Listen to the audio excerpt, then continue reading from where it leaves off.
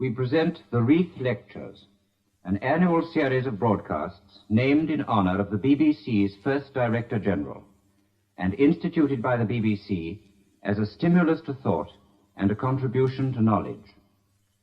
The theme of this first series of 6 Reith Lectures is Authority and the Individual, and the speaker is the eminent philosopher Bertrand. His opening lecture is entitled Social Cohesion and Human Nature. Here is Bertrand.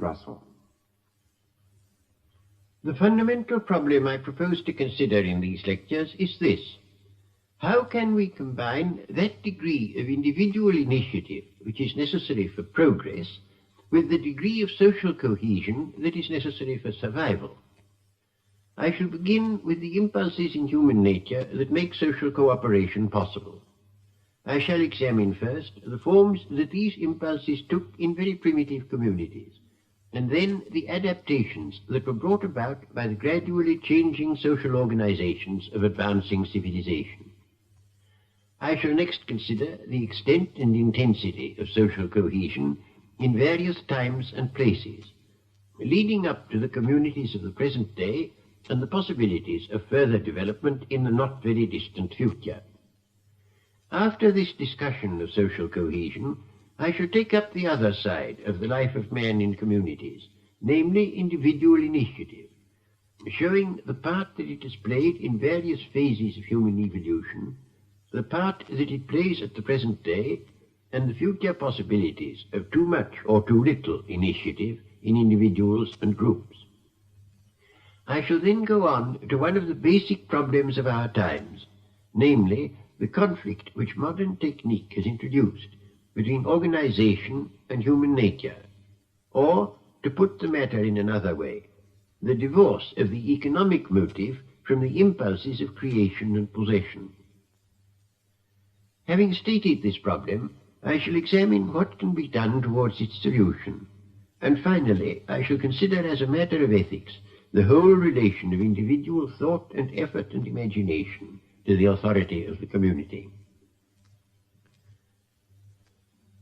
In all social animals, including man, the cooperation and unity of a group has some foundation in instinct. This is most complete in ants and bees, which apparently are never tempted to antisocial actions and never deviate from devotion to the nest or the hive.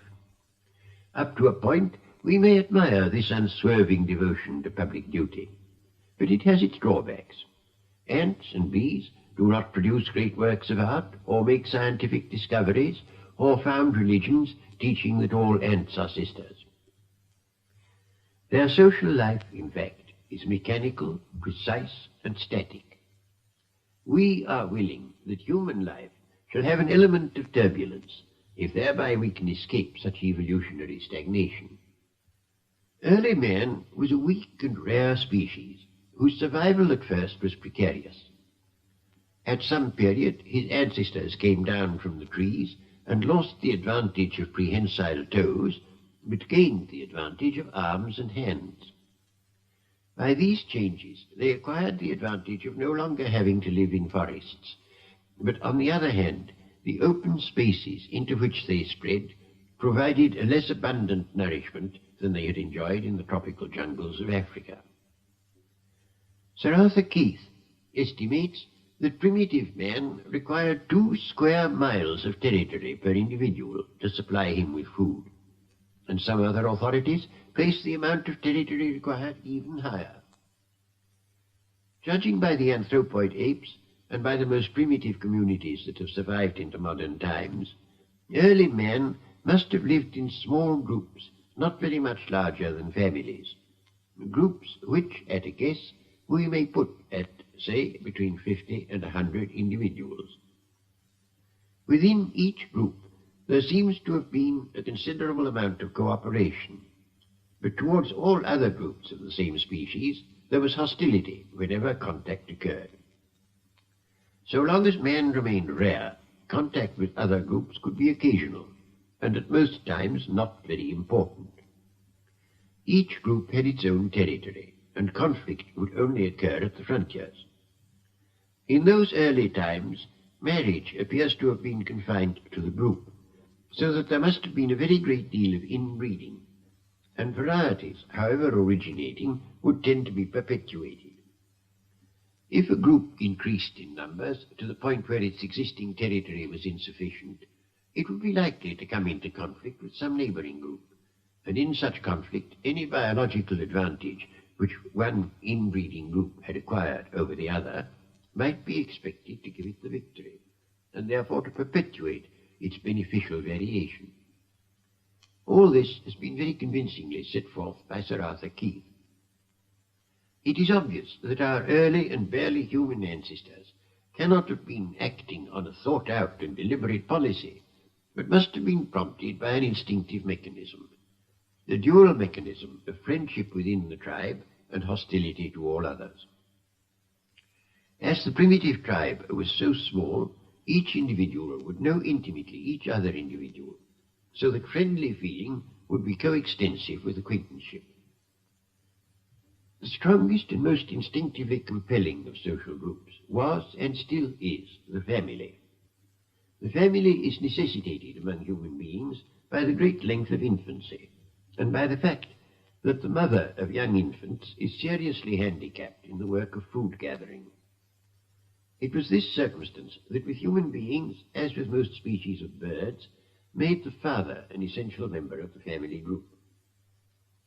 This must have led to a division of labour in which the men hunted while the women stayed at home. The transition from the family to the small tribe was presumably biologically connected with the fact that hunting could be more efficient if it was cooperative. And from a very early time, the cohesion of the tribe must have been increased and developed by conflicts with other tribes. The remains that have been discovered of early man and half-men are now sufficiently numerous to give a fairly clear picture of the stages in evolution from the most advanced anthropoid apes to the most primitive human beings. The earliest indubitably human remains that have been discovered so far are estimated to belong to a period about 1 million years ago. But for several million years before that time, there seem to have been anthropoids that lived on the ground and not in trees. The most distinctive feature by which the evolutionary status of these early ancestors is fixed is the size of the brain, which increased fairly rapidly until it reached about its present capacity, but has now been virtually stationary for hundreds of thousands of years.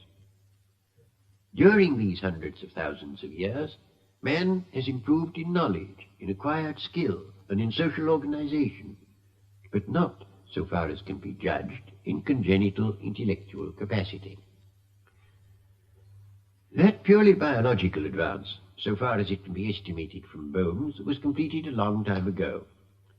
It is to be supposed, accordingly, that our congenital mental equipment, as opposed to what we learn, is not so very different from that of Paleolithic man. We have still, it would seem, the instincts which led men, before their behavior had become deliberate, to live in a small tribe with a sharp antithesis of internal friendship and external hostility. The changes that have come since those early times have had to depend for their driving force partly upon this primitive basis of instinct, and partly upon a sometimes barely conscious sense of collective self-interest. One of the things that cause stress and strain in human social life is that it is possible up to a point to become aware of rational grounds for a behavior not prompted by natural instinct. But when such behavior strains natural instinct too severely, nature takes her revenge by producing either listlessness or destructiveness, either of which may cause a structure imposed by reason to break down. Social cohesion, which started with loyalty to a group reinforced by the fear of enemies, grew by processes partly natural and partly deliberate, until it reached the vast conglomerations that we now know as nations. To these processes, various forces contributed. At a very early stage, loyalty to a group must have been reinforced by loyalty to a leader. In a large tribe, the chief or king may be known to everybody, even when private individuals are often strangers to each other. In this way, Personal as opposed to tribal loyalty makes possible an increase in the size of the group without doing violence to instinct. At a certain stage, a further development took place. Wars, which originally were wars of extermination, gradually became, at least in part, wars of conquest. The vanquished, instead of being put to death, were made slaves and compelled to labor for their conquerors. When this happened, there came to be two sorts of people within a community, namely the original members who alone were free and were the repositories of the tribal spirit, and the subjects who obeyed from fear and not from instinctive loyalty. Nineveh and Babylon ruled over vast territories, not because their subjects had any instinctive sense of social cohesion with the dominant city, but solely because of the terror inspired by its prowess in war. From those early days down to modern times, war has been the chief engine in enlarging the size of communities, and fear has increasingly replaced tribal solidarity as a source of social cohesion. This change was not confined to large communities. It occurred, for example, in Sparta, where the free citizens were a small minority, while the helots were unmercifully suppressed. Sparta was praised throughout antiquity for its admirable social cohesion, but it was a cohesion which never attempted to embrace the whole population, except insofar as terror compelled outward loyalty. At a certain stage in the development of civilization, a new kind of loyalty began to be developed, a loyalty based not on territorial affinity or similarity of race, but on identity of creed. So far as the West is concerned, this seems to have originated with the Orphic communities, which admitted slaves on equal terms. Apart from them, religion in antiquity was so closely associated with government that groups of co-religionists were broadly identical with the groups that had grown up on the old biological basis. But identity of creed has gradually become a stronger and stronger force. Its military strength was first displayed by Islam in the conquests of the 7th and 8th centuries. It supplied the moving force in the Crusades and in the wars of religion. In the 16th century, theological loyalties very often outweighed those of nationality. English Catholics sided with Spain, French Huguenots with England. In our own day, two widespread creeds embrace the loyalty of a very large part of mankind. One of these, the creed of communism, has the advantage of intense fanaticism and embodiment in a sacred book. The other, less definite, is nevertheless potent. It may be called the American way of life. America, formed by immigration from many different countries, has no biological unity, but it has a unity quite as strong as that of European nations. As Abraham Lincoln said, it is dedicated to a proposition. Immigrants into America, or at any rate their children, for the most part find the American way of life preferable to that of the old world, and believe firmly that it would be for the good of mankind if this way of life became universal. Both in America and in Russia, unity of creed and national unity have coalesced, and have thereby acquired a new strength. But these rival creeds have an attraction which transcends their national boundaries. Modern loyalty to the vast groups of our time, insofar as it is strong and subjectively satisfying, makes use still of the old psychological mechanism evolved in the days of small tribes. Congenital human nature, as opposed to what is made of it by schools and religions, by propaganda and economic organizations, has not changed much since the time when men first began to have brains of about the size to which we are accustomed. Instinctively, we divide mankind into friends and foes. Friends, towards whom we have the morality of cooperation; foes, towards whom we have that of competition. But this division is constantly changing. At one moment, a man hates his business competitor. At another, when both are threatened by socialism or by an external enemy, he suddenly begins to view him as a brother. Always, when we pass beyond the limits of the family, it is the external enemy which supplies the cohesive force. In times of safety, we can afford to hate our neighbor, but in times of danger, we must love him. We do not at most times love those whom we find sitting next us in a bus, but during the Blitz we did. It is this that makes the difficulty of devising means of worldwide unity. A world state, if it were firmly established, would have no enemies to fear, and would therefore be in danger of breaking down through lack of cohesive force. The great religions, Buddhism and Christianity, have sought to extend the cooperative feeling that is spontaneous towards fellow tribesmen to the whole human race. They have preached the brotherhood of man, showing by the use of the word brotherhood that they are attempting to extend beyond its natural bounds an emotional attitude which, in its origin, is biological.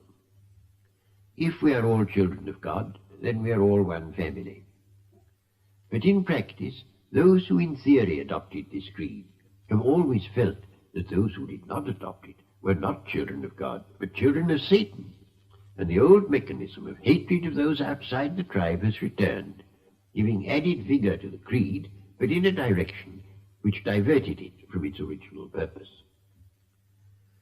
Religion, morality, economic self-interest, the mere pursuit of biological survival, all supply to our intelligence unanswerable arguments in favor of worldwide cooperation. But the old instincts that have come down to us from our tribal ancestors rise up in indignation, feeling that life would lose its savour if there were no one to hate, and that anyone who could love such a scoundrel as so-and-so would be a worm, and that struggle is the law of life, and that in a world where we all loved one another, there would be nothing left to live for. If the unification of mankind is ever to be realized, it will be necessary to find ways of circumventing our largely unconscious primitive ferocity, partly by establishing the reign of law, and partly by finding innocent outlets for our competitive instincts. This is not an easy problem, and it is one which cannot be solved by morality alone. Psychoanalysis, though no doubt it has its exaggerations and even perhaps absurdities, has taught us a great deal that is true and valuable. It is an old saying that even if you expel nature with a pitchfork, it will still come back. But psychoanalysis has supplied the commentary to this text. We now know that a life which goes against natural impulse beyond a point is one which is likely to involve effects of strain that may be quite as bad as indulgence in forbidden impulses would have been. People who live a life which is unnatural beyond a point are likely to be filled with envy, malice, and all uncharitableness. They may develop strains of cruelty, or, on the other hand, they may so completely lose all joy of life that they have no longer any capacity for effort. This latter result has been observed among savages brought suddenly in contact with modern civilization. Anthropologists have described how Papuan headhunters, deprived by white authority of their habitual sport, lose all zest and are no longer able to be interested in anything. I do not wish to infer that they should have been allowed to go on hunting heads, but I do mean that it would have been worthwhile if psychologists had taken some trouble to find some innocent substitute activity. Civilized man everywhere is, to some degree, in the position of the Papuan victims of virtue. We have all kinds of shocking impulses, and also creative impulses, which society forbids us to indulge, and the alternatives that it supplies, in the shape of football matches and all-in wrestling, are hardly adequate. Anyone who hopes that in time it may be possible to abolish war should give serious thought to the problem of satisfying harmlessly the instincts that we inherit from long generations of savages. For my part, I find a sufficient outlet in detective stories, where I alternatively identify myself with the murderer and the huntsman detective. But I know there are those to whom this vicarious outlet is too mild, and for them something stronger should be provided. I do not think that ordinary human beings can be happy without competition, for competition has been, ever since the origin of man, the spur to most serious activities.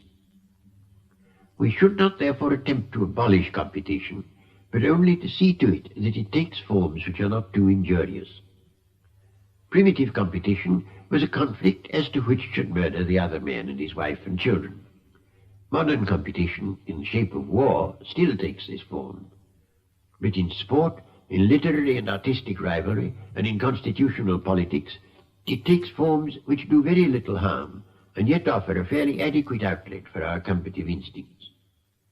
What is wrong in this respect is not that such forms of competition are bad, but that they form too small a part of the lives of ordinary men and women. Apart from war, modern civilization has aimed increasingly at security, but I am not sure that the elimination of all danger makes for happiness. I should like at this point to quote a passage from Sir Arthur Keith's new theory of human evolution. This is a quotation. Those who have visited the peoples living under a reign of wild justice bring back accounts of happiness among natives living under such conditions. Friar Stark, for example, reported thus of South Arabia. When I came to travel in that part of the country where security is non-existent, I found a people, though full of lament over their life of perpetual blackmail and robbery, yet just as cheerful and as full of the ordinary joy of living as anywhere on earth. Dr. H.K. Fry had a similar experience among the Aborigines of Australia. A native in his wild state, he reports, lives in constant danger. Hostile spirits are about him constantly. Yet he is light-hearted and cheerful, indulgent to his children, and kind to his aged parents.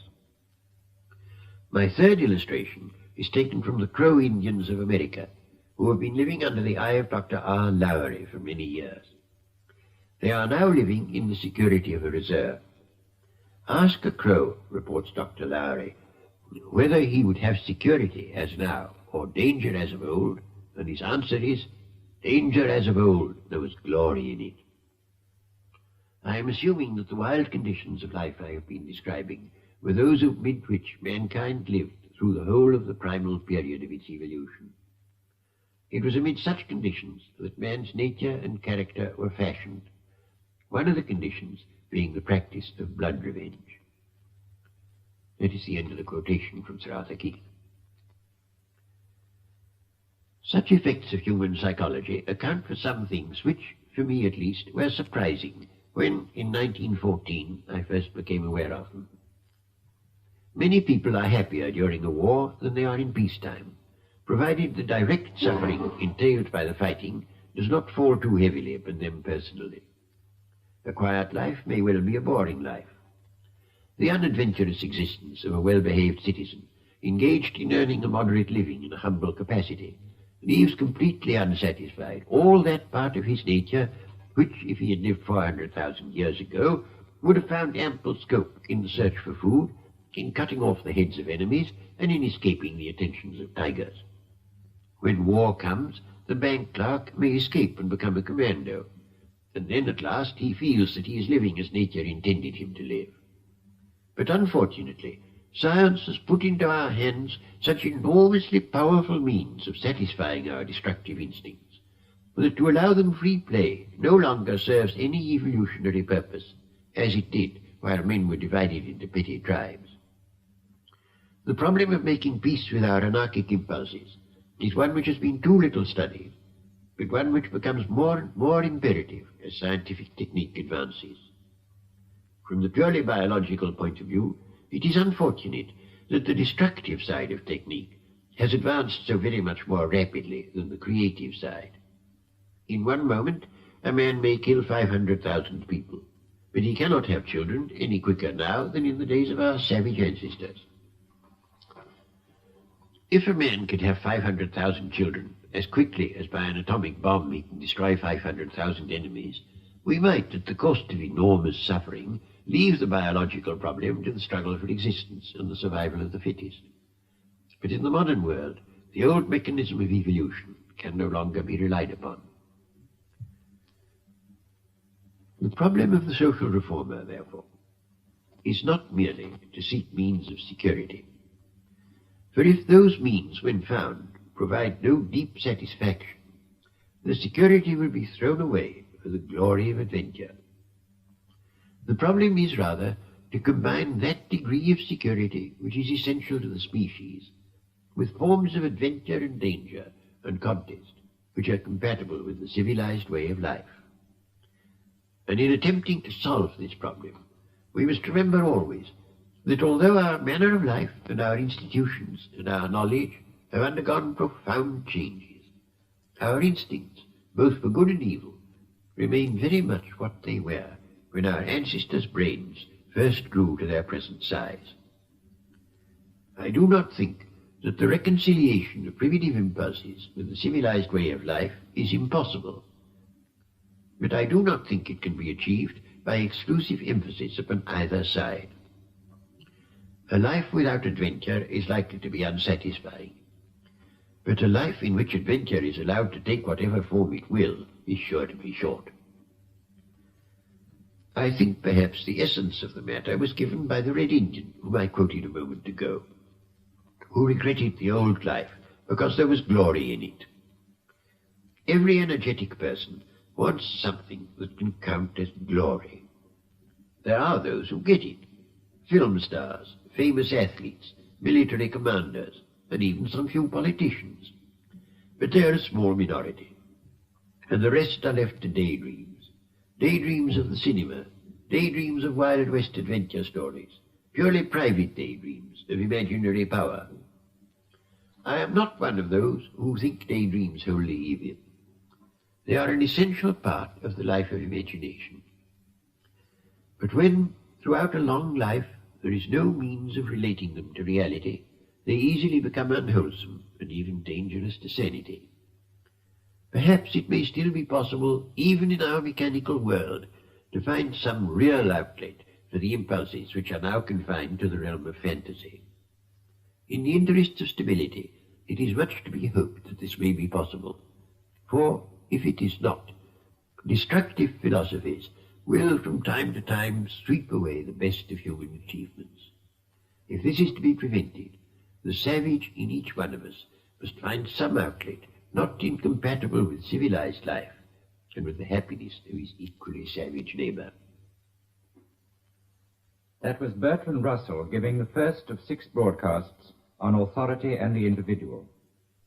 This series constitutes the first of the annual Reith Lectures presented by the BBC. The Reith Lectures. Bertrand Russell is giving the second of 6 broadcasts on authority and the individual. His second lecture is entitled Social Cohesion and Government. Bertrand Russell. The original mechanism of social cohesion, as it is still to be found among the most primitive races, was one which operated through individual psychology, without the need of anything that could be called government. There were, no doubt, tribal customs which all had to obey, but one must suppose that there was no impulse to disobedience of these customs, and no need of magistrates or policemen to enforce them. In old Stone Age times, so far as authority was concerned, the tribe lived in a state which we should now describe as anarchy, but it differed from what anarchy would be in a modern community, owing to the fact that social impulses sufficiently controlled the acts of individuals. Men of the new Stone Age were already quite different. They had government, authorities capable of exacting obedience, and large-scale enforced cooperation. This is evident from their works. The primitive type of small tribe cohesion could not have produced Stonehenge, still less the pyramids. The enlargement of the social unit must have been mainly the result of war. If 2 tribes had a war of extermination, the victorious tribe, by the acquisition of new territory, would be able to increase its numbers. There would also in war be an obvious advantage in an alliance of 2 or more tribes. If the danger producing the alliance persisted, the alliance would in time become an amalgamation. When a unit became too large for all its members to know each other, there would come to be a need of some mechanism for arriving at collective decisions, and this mechanism would inevitably develop by stages into something that a modern man could recognize as government. As soon as there is government, some men have more power than others, and the power that they have depends, broadly speaking, upon the size of the unit that they govern. Love of power will therefore cause the governors to desire conquest. This motive is very much reinforced when the vanquished are made into slaves instead of being exterminated. In this way, at a very early stage, communities arose in which, although primitive impulses towards social cooperation still existed, they were immensely reinforced by the power of the government to punish those who disobeyed it. In the earliest fully historical community, that of ancient Egypt, we find a king whose powers over a large territory were absolute, except for some limitation by the priesthood. And we find a large servile population whom the king could, at his will, employ upon state enterprises, such as the pyramids. In such a community, only a minority at the top of the social scale, the king, the aristocracy, and the priests, needed any psychological mechanism towards social cohesion. All the rest merely obeyed. No doubt large parts of the population were unhappy. One can get a picture of their condition from the first chapters of Exodus. But as a rule, so long as external enemies were not to be feared, this condition of widespread suffering did not prevent the prosperity of the state, and left unimpaired the enjoyment of life by the holders of power. This state of affairs must have existed for long ages throughout what we now call the Middle East. It depended for its stability upon religion and the divinity of the king. Disobedience was impiety, and rebellion was liable to call down the anger of the gods. So long as the upper social layers genuinely believed this, the rest could be merely disciplined, as we now discipline domestic animals. It is a curious fact that military conquest very often produced in the conquered a genuine loyalty towards their masters. This happened in time with most of the Roman conquests. In the 5th century, when Rome could no longer compel obedience, Gaul remained completely loyal to the empire.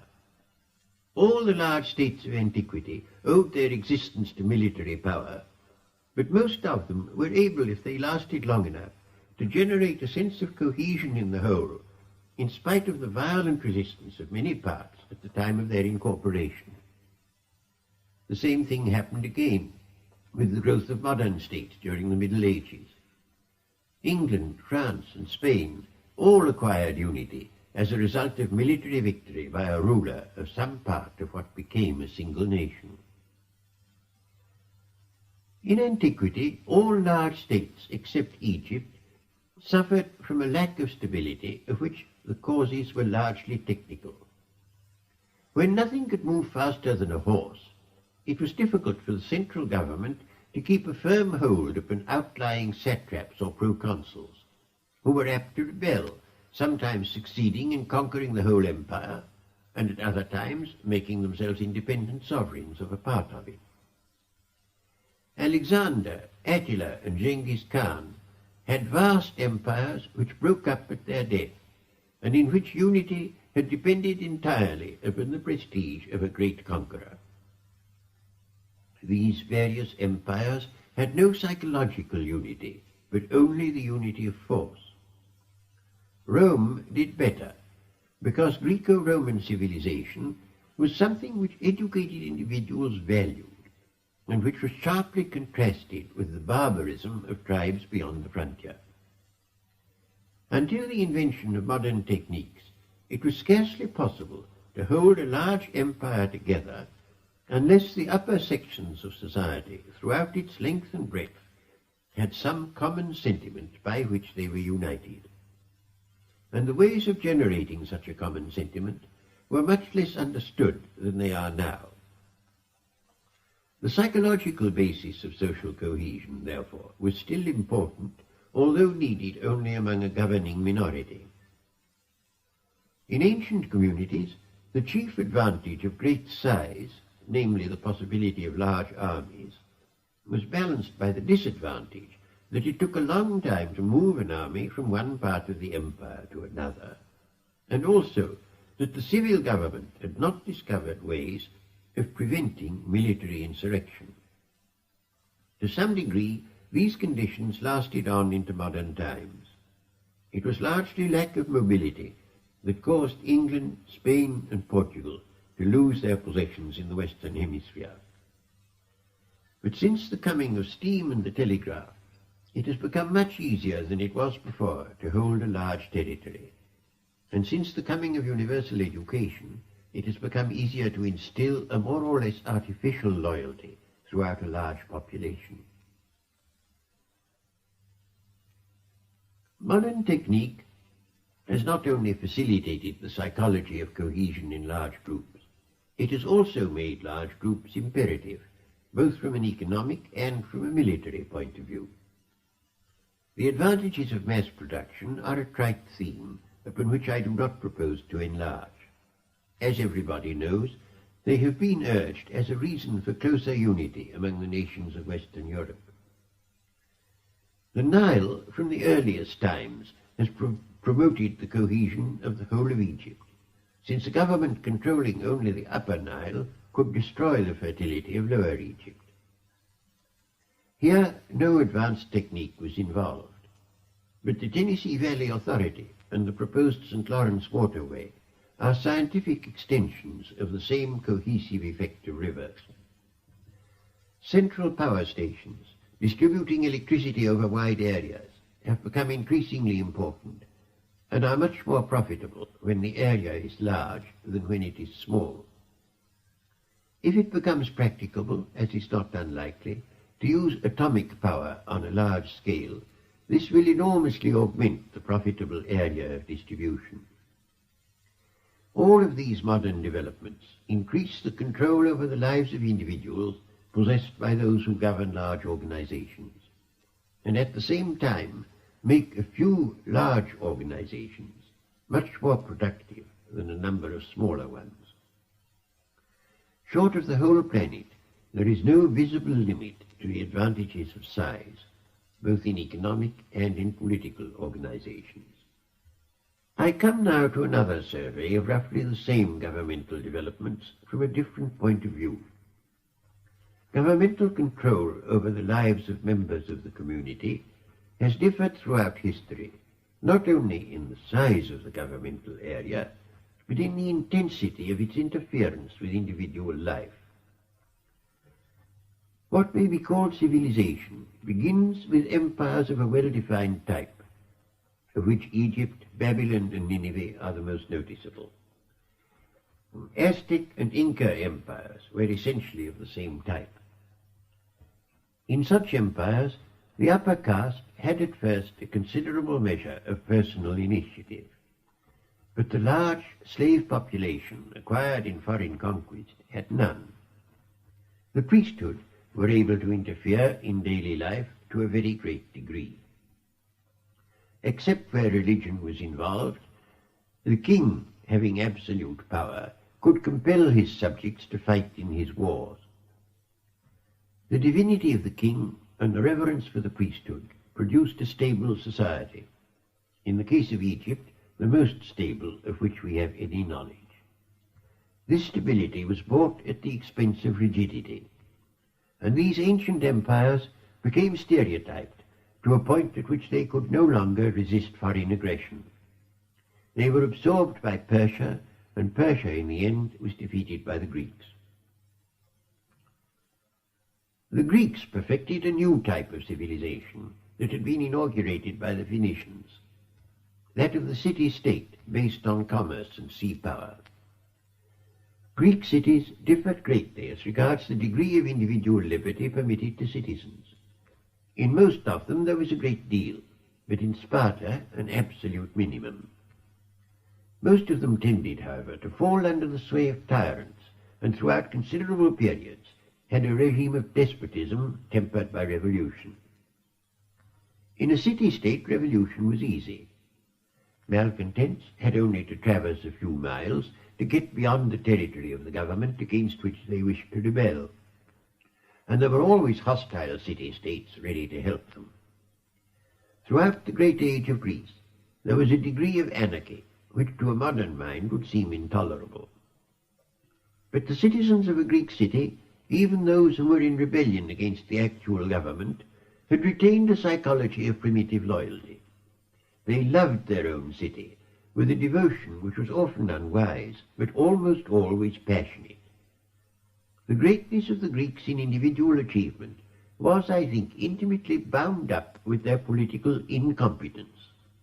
For the strength of individual passion was the source both of individual achievement and of the failure to secure Greek unity. And so Greece fell under the domination, first of Macedonia, then of Rome. The Roman Empire, while it was expanding, left a very considerable degree of individual and local autonomy in the provinces. But after Augustus, government gradually acquired a greater and greater degree of control, and in the end, chiefly through the severity of taxation, caused the whole system to break down over the greater part of what had been the Roman Empire. In what remained, however, there was no relaxation of control.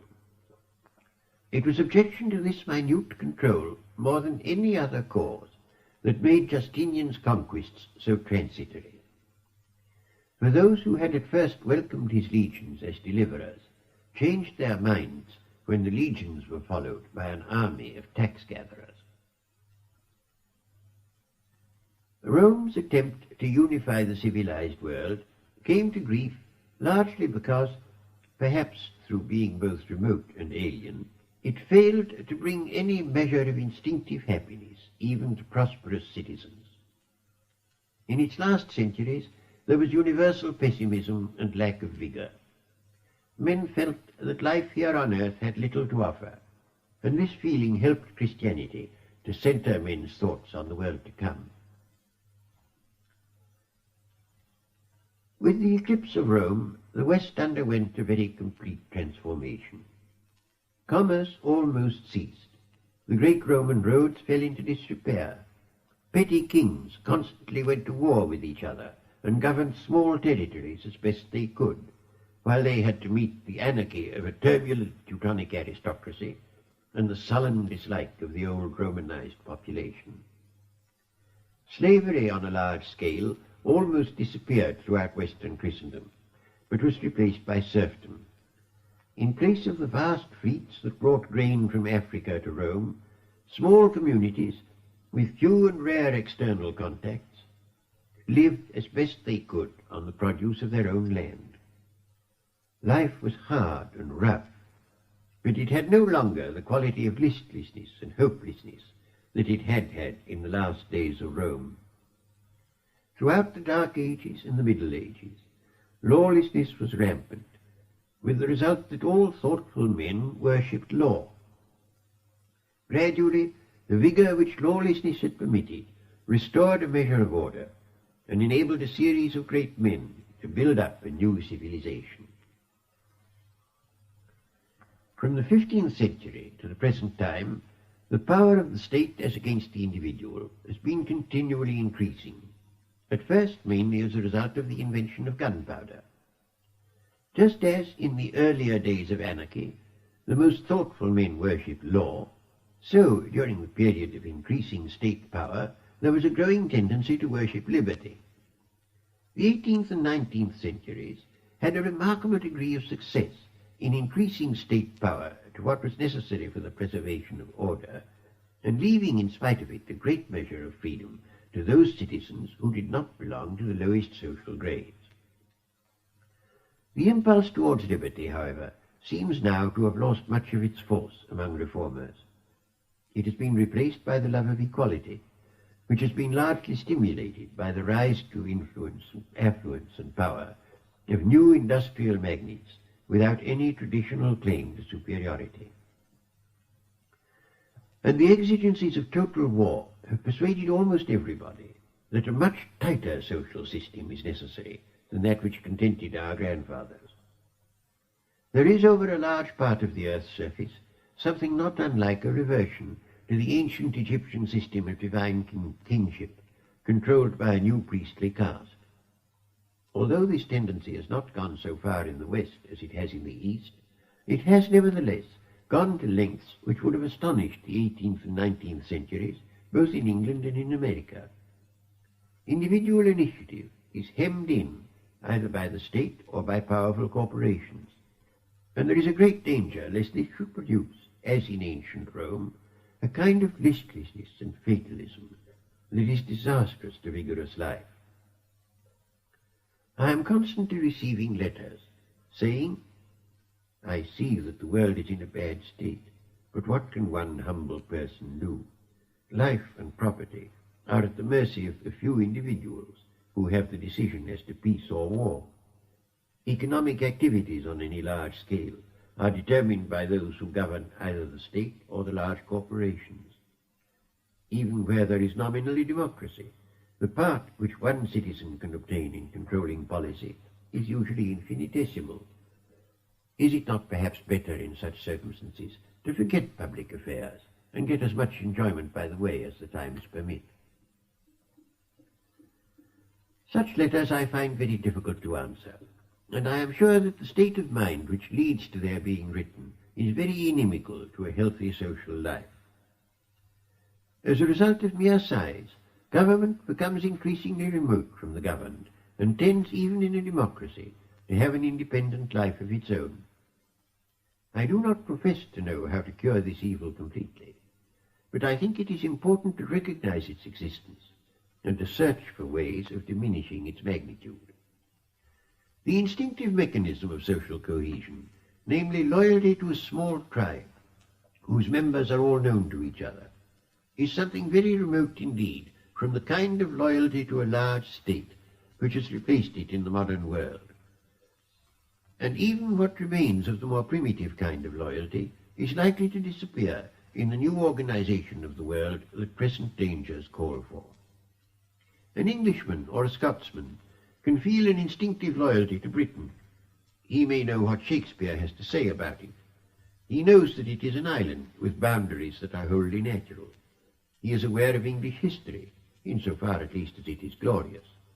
And he knows that people on the continent speak foreign languages. But if loyalty to Britain is to be replaced by loyalty to Western Union, there will be need of a consciousness of Western culture as something with a unity transcending national boundaries. For apart from this, there is only one psychological motive which is adequate for the purpose, and that is the motive of fear of external enemies. But fear is a negative motive, and one which ceases to be operative in the moment of victory. When it is compared with the love of a Greek for his native city, it is obvious how very much smaller is the hold which fear has on the instincts and passions of ordinary men and women. Government, from the earliest times at which it has existed, has had two functions, one negative and one positive. Its negative function has been to prevent violence, to protect life and property, to enact criminal law and secure its enforcement. But in addition to this, it has had a positive purpose, namely to facilitate the realization of desires deemed to be common to the great majority of citizens. The positive functions of government at most times have been mainly confined to war. If an enemy could be conquered and his territory acquired, everybody in the victorious nation profited in a greater or less degree. But now the positive functions of government are enormously enlarged. There is first of all education, consisting not only of the acquisition of scholastic attainments, but also of the instilling of certain loyalties and certain beliefs. There are those which the state considers desirable, and in a lesser degree, in some cases, those demanded by some religious body. Then there are vast industrial enterprises, even in the United States, which attempts to limit the economic activities of the state to the utmost possible degree. Governmental control over such enterprises is rapidly increasing. And as regards industrial enterprises, there is little difference from the psychological point of view between those conducted by the state and those conducted by large private corporations. In either case, there is a government which, in fact, if not in intention, is remote from those whom it controls. It is only the members of the government, whether of a state or of a large corporation, who can retain the sense of individual initiative. And there is inevitably a tendency for governments to regard those who work for them more or less as they regard their machines, that is to say, merely as necessary means. The desirability of smooth cooperation constantly tends to increase the size of units, and therefore to diminish the number of those who still possess the power of initiative. Worst of all, from our present point of view, is a system which exists over wide fields in Britain, where those who have nominal initiative are perpetually controlled by a civil service which has only a veto and no duty of inauguration, and thus acquires a negative psychology perpetually prone to prohibitions. Under such a system, the energetic are reduced to despair. Those who might have become energetic in a more hopeful environment tend to be listless and frivolous, and it is not likely that the positive functions of the state will be performed with vigour and competence. It is probable that economic entomology could bring in enormously greater profits than it does at present, but this would require the sanctioning of the salaries of a considerable number of entomologists, and at present the government is of opinion that a policy so enterprising as employing entomologists should only be applied with timidity. This, needless to say, is the opinion of men who have acquired the habit that one sees in unwise parents, of always saying, "Don't do that," without stopping to consider whether that does any harm. Such evils are very hard to avoid where there is remote control, and there is likely to be much remote control in any organization which is very large. I shall consider in a later lecture what can be done to mitigate these evils without losing the indubitable advantages of large-scale organization. It may be that the present tendencies towards centralization are too strong to be resisted until they have led to disaster, and that, as happened in the 5th century, the whole system must break down, with all the inevitable results of anarchy and poverty, before human beings can again acquire that degree of personal freedom without which life loses its savour. I hope that this is not the case, but it certainly will be the case unless the danger is realized and unless vigorous measures are taken to combat it. In this brief sketch of the changes in regard to social cohesion that have occurred in historical times, we may observe a twofold movement. On the one hand, there is a periodic development from a loose and primitive type of organization to a gradually more orderly government, embracing a wider area and regulating a greater part in the lives of individuals. At a certain point in this development, when there has recently been a great increase in wealth and security, but the vigour and enterprise of wilder ages has not yet decayed, there are apt to be great achievements in the way of advancing civilization. But when the new civilization becomes stereotyped, when government has had time to consolidate its power, when custom, tradition, and law have established rules sufficiently minute to choke enterprise, the society concerned enters upon a stagnant phase. Men praise the exploits of their ancestors, but can no longer equal them. Art becomes conventional, and science is stifled by respect for authority. This type of development, followed by ossification, is to be found in China and India, in Mesopotamia and Egypt, and in the Greco-Roman world. The end comes usually through foreign conquest. There are old maxims for fighting old enemies, but when an enemy of a new type arises, the elderly community has not the adaptability to adopt the new maxims that can alone bring safety. If, as often happens, the conquerors are less civilized than the conquered, they have probably not the skill for the government of a large empire or for the preservation of commerce over a wide area. The result is a diminution of population, of the size of governmental units, and of the intensity of governmental control. Gradually, in the more or less anarchic conditions, vigour returns and a new cycle begins. But in addition to this periodic movement, there is another.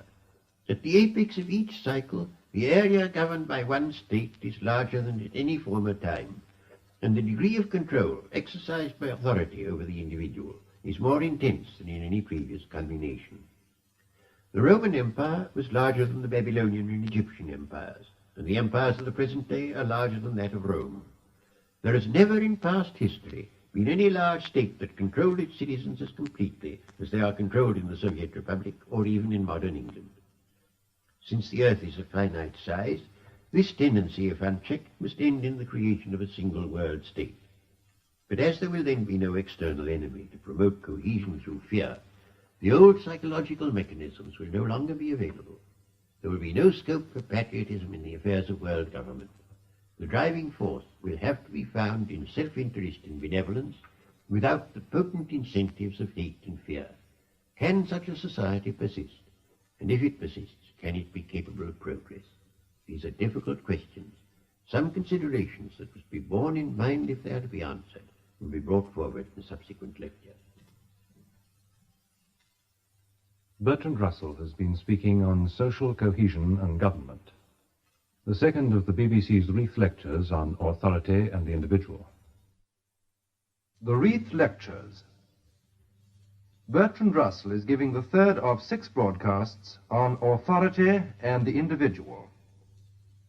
His third lecture is entitled The Role of Individuality. Bertrand Russell. In this lecture, I propose to consider the importance, both for good and evil, of impulses and desires that belong to some members of a community, but not to all. In a very primitive community, such impulses and desires play very little part. Hunting and war are activities in which one man may be more successful than another, but in which all share a common purpose. So long as a man's spontaneous activities are such as all the tribe approves of and shares in, his initiative is very little curbed by others within the tribe, and even his most spontaneous actions conform to the recognized pattern of behavior. But as men grow more civilized, there comes to be an increasing difference between one man's activities and another's, and a community needs, if it is to prosper, a certain number of individuals who do not wholly conform to the general type. Practically all progress, artistic, moral, and intellectual, has depended upon such individuals who have been a decisive factor in the transition from barbarism to civilization. If a community is to make progress, it needs exceptional individuals whose activities, though useful, are not of a sort that ought to be general. There is always a tendency in a highly organized society for the activities of such individuals to be unduly hampered. But on the other hand, if the community exercises no control, the same kind of individual initiative which may produce a valuable innovator may also produce a criminal. The problem, like all those with which we are concerned, is one of balance.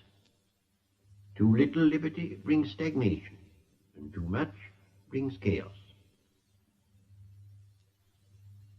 There are many ways in which an individual may differ from most of the other members of his herd. He may be exceptionally anarchic or criminal. He may have rare artistic talent. He may have what comes in time to be recognized as a new wisdom in matters of religion and morals, and he may have exceptional intellectual powers. It would seem that from a very early period in human history, there must have been some differentiation of function. The pictures in the caves in the Pyrenees, which were made by Paleolithic men, have a very high degree of artistic merit, and one can hardly suppose that all the men of that time were capable of such admirable work. It seems far more probable that those who were found to have artistic talent were sometimes allowed to stay at home making pictures while the rest of the tribe hunted. The chief and the priest must have begun from a very early time to be chosen for real or supposed peculiar excellencies. Medicine men could work magic, and the tribal spirit was in some sense incarnate in the chief. But from the earliest time, there has been a tendency for every activity of this kind to become institutionalized. The chieftain became hereditary, the medicine men became a separate caste, and recognized bards became the prototypes of our poets laureate. It has always been difficult for communities to recognize what is necessary for individuals who are going to make the kind of exceptional contribution that I have in mind. Elements of wildness, of separateness from the herd, of domination by rare impulses, of which the utility was not always obvious to everybody. In this lecture, I wish to consider both in history and in the present day the relation of the exceptional man to the community, and the conditions that make it easy for his unusual merits to be socially fruitful. I shall consider this problem first in art, then in religion and morals, and finally in science. The artist does not in our day play nearly so vital a part in public life as he has done in many former ages. There is a tendency in our days to despise a court poet, and to think that a poet should be a solitary being proclaiming something that Philistines do not wish to hear. Historically, the matter was far otherwise. Homer, Virgil, and Shakespeare were court poets. They sang the glories of their tribe and its noble traditions. Of Shakespeare, I must confess, this is only partially true, but it certainly applies to his historical phase. Welsh bards kept alive the glories of King Arthur, and these glories came to be celebrated by English and French writers. King Henry II encouraged them for imperialistic reasons. The glories of the Parthenon and of the medieval cathedrals were intimately bound up with public objects. Music, though it could play its part in courtship, existed primarily to promote courage in battle, a purpose to which, according to Plato, it ought to be confined by law. But of these ancient glories of the artist, little remains in the modern world, except the piper to a Highland regiment. We still honor the artist, but we isolate him. We think of art as something separate, not as an integral part of the life of the community. The architect alone, because his art serves a utilitarian purpose, retains something of the ancient status of the artist. The decay of art in our time is not only due to the fact that the social function of the artist is not as important as in former days. It is due also to the fact that spontaneous delight is no longer felt as something which it is important to be able to enjoy.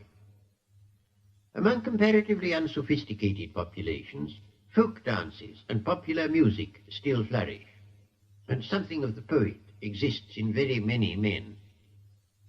But as men grow more industrialized and regimented, the kind of delight that is common in children becomes impossible to adults, because they are always thinking of the next thing and cannot let themselves be absorbed in the moment. This habit of thinking of the next thing is more fatal to any kind of aesthetic excellence than any other habit of mind that can be imagined. And if art in any important sense is to survive, it will not be by the foundation of solemn academies, but by recapturing the capacity for whole-hearted joys and sorrows, which prudence and foresight have all but destroyed.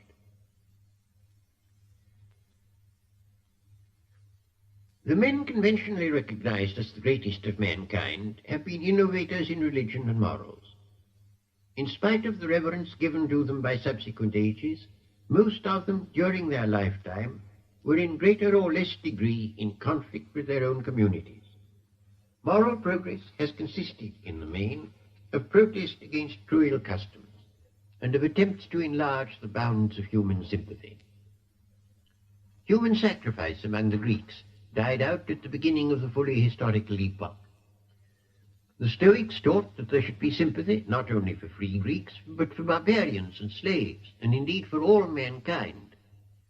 Buddhism and Christianity spread a similar doctrine far and wide.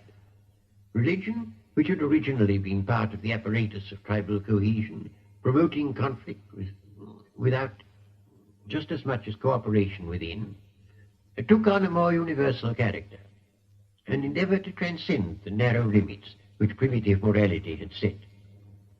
It is no wonder if the religious innovators were execrated in their own day, for they sought to rob men of the joy of battle and the fierce delights of revenge. Primitive ferocity, which had seemed a virtue, was now said to be a sin, and a deep duality was introduced between morality and the life of impulse, or rather, between the morality taught by those in whom the impulse of humanity was strong, and the traditional morality that was preferred by those who had no sympathies outside their own herd. Religious and moral innovators have had a profound effect upon human life. Not always, it must be confessed, the effect that they intended, but nevertheless, on the whole, profoundly beneficial. It is true that in the present century we have seen in important parts of the world a loss of moral values which we had thought fairly secure, but we may hope that this retrogression will not last. We owe it to the moral innovators who first attempted to make morality a universal and not merely a tribal matter, that there has come to be a disapproval of slavery, a feeling of duty towards prisoners of war, a limitation of the powers of husbands and fathers, and a recognition, however imperfect, that subject races ought not to be merely exploited for the benefit of their conquerors. All these moral gains, it must be admitted, have been jeopardized by a recrudescence of ancient ferocity. But I do not think that in the end the moral advance which they have represented will be lost to mankind. The prophets and sages who inaugurated this moral advance, although for the most part they were not honoured in their own day, were nevertheless not prevented from doing their work. In a modern totalitarian state, matters are worse than they were in the time of Socrates or in the time of the Gospels. In a totalitarian state, an innovator whose ideas are disliked by the government is not merely put to death, which is a matter to which a brave man may remain indifferent, but is totally prevented from causing his doctrine to be known.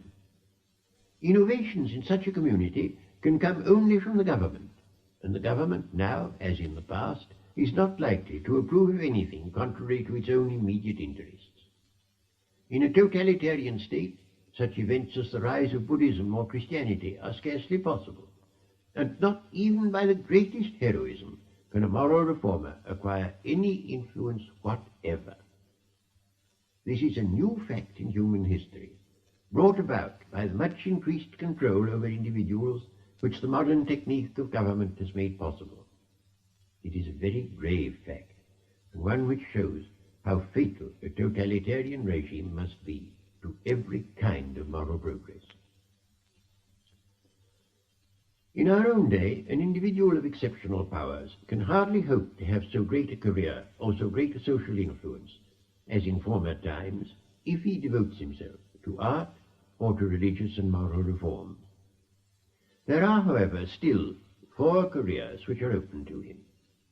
He may become a great political leader like Lenin. He may acquire vast industrial power like Rockefeller. He may transform the world by scientific discoveries, as is being done by the atomic physicists. Or finally, if he has not the necessary capacities for any of these careers, or if opportunity is lacking, his energy, in default of other outlet, may drive him into a life of crime. Criminals, in the legal sense, seldom have any influence upon the course of history, and therefore a man of overweening ambition will choose some other career if it is open to him. The rise of men of science to great eminence in the state is a modern phenomenon. Scientists, like other innovators, had to fight for recognition. Some were banished, some were burnt, some were kept in dungeons. Others merely had their books burnt. But gradually it came to be realized that they could put power into the hands of the state. The French revolutionaries, after mistakenly guillotining Lavoisier, employed his surviving colleagues in the manufacture of explosives. In modern war, the scientists are recognized by all civilized governments as the most useful citizens, provided they can be tamed and induced to place their services at the disposal of a single government rather than of mankind. Both for good and evil, almost everything that distinguishes our age from its predecessors is due to science. In daily life, we have electric light and the radio and the cinema. In industry, we employ machinery and power which we owe to science. Because of the increased productivity of labor, we are able to devote a far greater proportion of our energies to wars and preparations for wars than was formerly possible, and we are able to keep the young in school very much longer than we formerly could. Owing to science, we are able to disseminate information and misinformation through the press and the radio to practically everybody. Owing to science, we can make it enormously more difficult than it used to be for people to escape from a government which dislikes them. The whole of our daily life and our social organization is what it is because of science. The whole of this vast development of science is supported nowadays by the state. But science grew up originally in opposition to the state, and where, as in Russia, the state has reverted to an earlier pattern, the old opposition would appear again if the state were not omnipotent to a degree undreamt of by the tyrants of former ages. The position of science in the past was by no means surprising. Men of science affirmed things that were contrary to what everybody had believed. They upset preconceived ideas and were thought to be destitute of reverence. Anaxagoras taught that the sun was a red-hot stone and that the moon was made of earth. For this impiety he was banished from Athens. For was it not well known that the sun was a god and the moon a goddess? It was only the power over natural forces conferred by science that led bit by bit to a toleration of scientists. And even this was a very slow process, because their powers were at first attributed to magic. It would not be surprising if, in the present day, a powerful anti-scientific movement were to arise as a result of the dangers to human life presented by the atom bomb and liable to be intensified by bacteriological warfare. But whatever people may feel about these horrors, they dare not turn against the men of science so long as war is at all probable. Because if one side were equipped with scientists and the other not, the scientific side would almost certainly win. Science, insofar as it consists of knowledge, must be regarded as having value.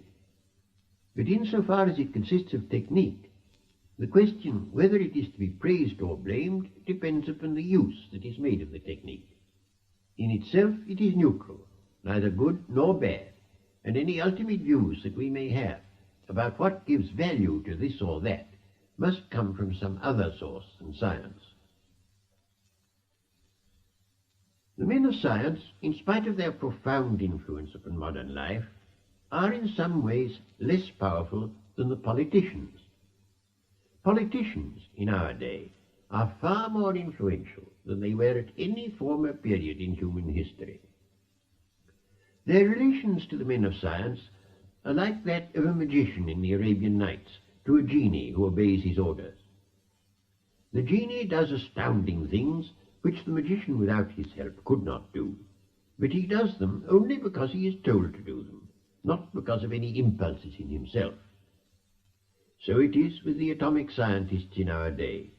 Some government captures them in their homes or on the high seas, and they are set to work according to the luck of their capture to slave for the one side or for the other.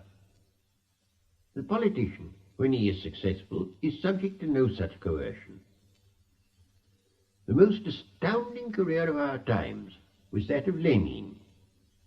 After his brother had been put to death by the Tsarist government, he spent years in poverty and exile, and then rose within a few months to command one of the greatest of states.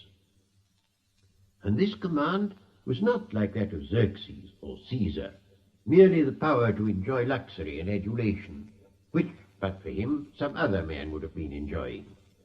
It was the power to mould a vast country according to a pattern conceived in his own mind, to alter the life of every worker, every peasant, and every middle-class person, to introduce a totally new kind of organization, and to become throughout the world a symbol of a new order, admired by some, execrated by many, but ignored by none. No megalomaniac's dream could have been more terrific. Napoleon had asserted that you can do everything with bayonets except sit upon them. Lenin disproved the exception. The great men who stand out in history have been partly benefactors of mankind and partly quite the reverse. Some, like the great religious and moral innovators, have done what lay in their power to make men less cruel towards each other and less limited in their sympathies. Some, like the men of science, have given us a knowledge and understanding of natural processes, which, however it may be misused, must be regarded as in itself a splendid thing. Some, like the great poets and composers and painters, have put into the world beauties and splendors which in moments of discouragement do much to make the spectacle of human destiny endurable. But others, equally able, equally effective in their way, have done quite the opposite. I cannot think of anything that mankind has gained by the existence of Genghis Khan. I do not know what good came of Robespierre, and for my part, I see no reason to be grateful to Lenin. But all these men, good and bad alike, had a quality which I should not wish to see disappear from the world, a quality of energy and personal initiative, of independence of mind and of imaginative vision.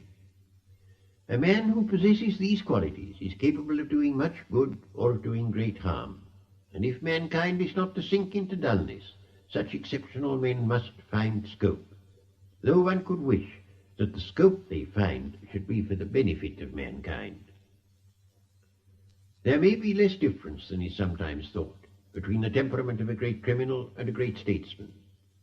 It may be that Captain Kidd and Alexander the Great, if a magician had interchanged them at birth, would each have fulfilled the career which, in fact, was fulfilled by the other. The same thing may be said of some artists.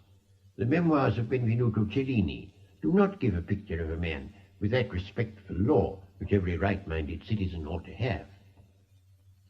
In the modern world, and still more, so far as can be guessed, in the world of the near future, important achievement is almost impossible to an individual if he cannot dominate some vast organization.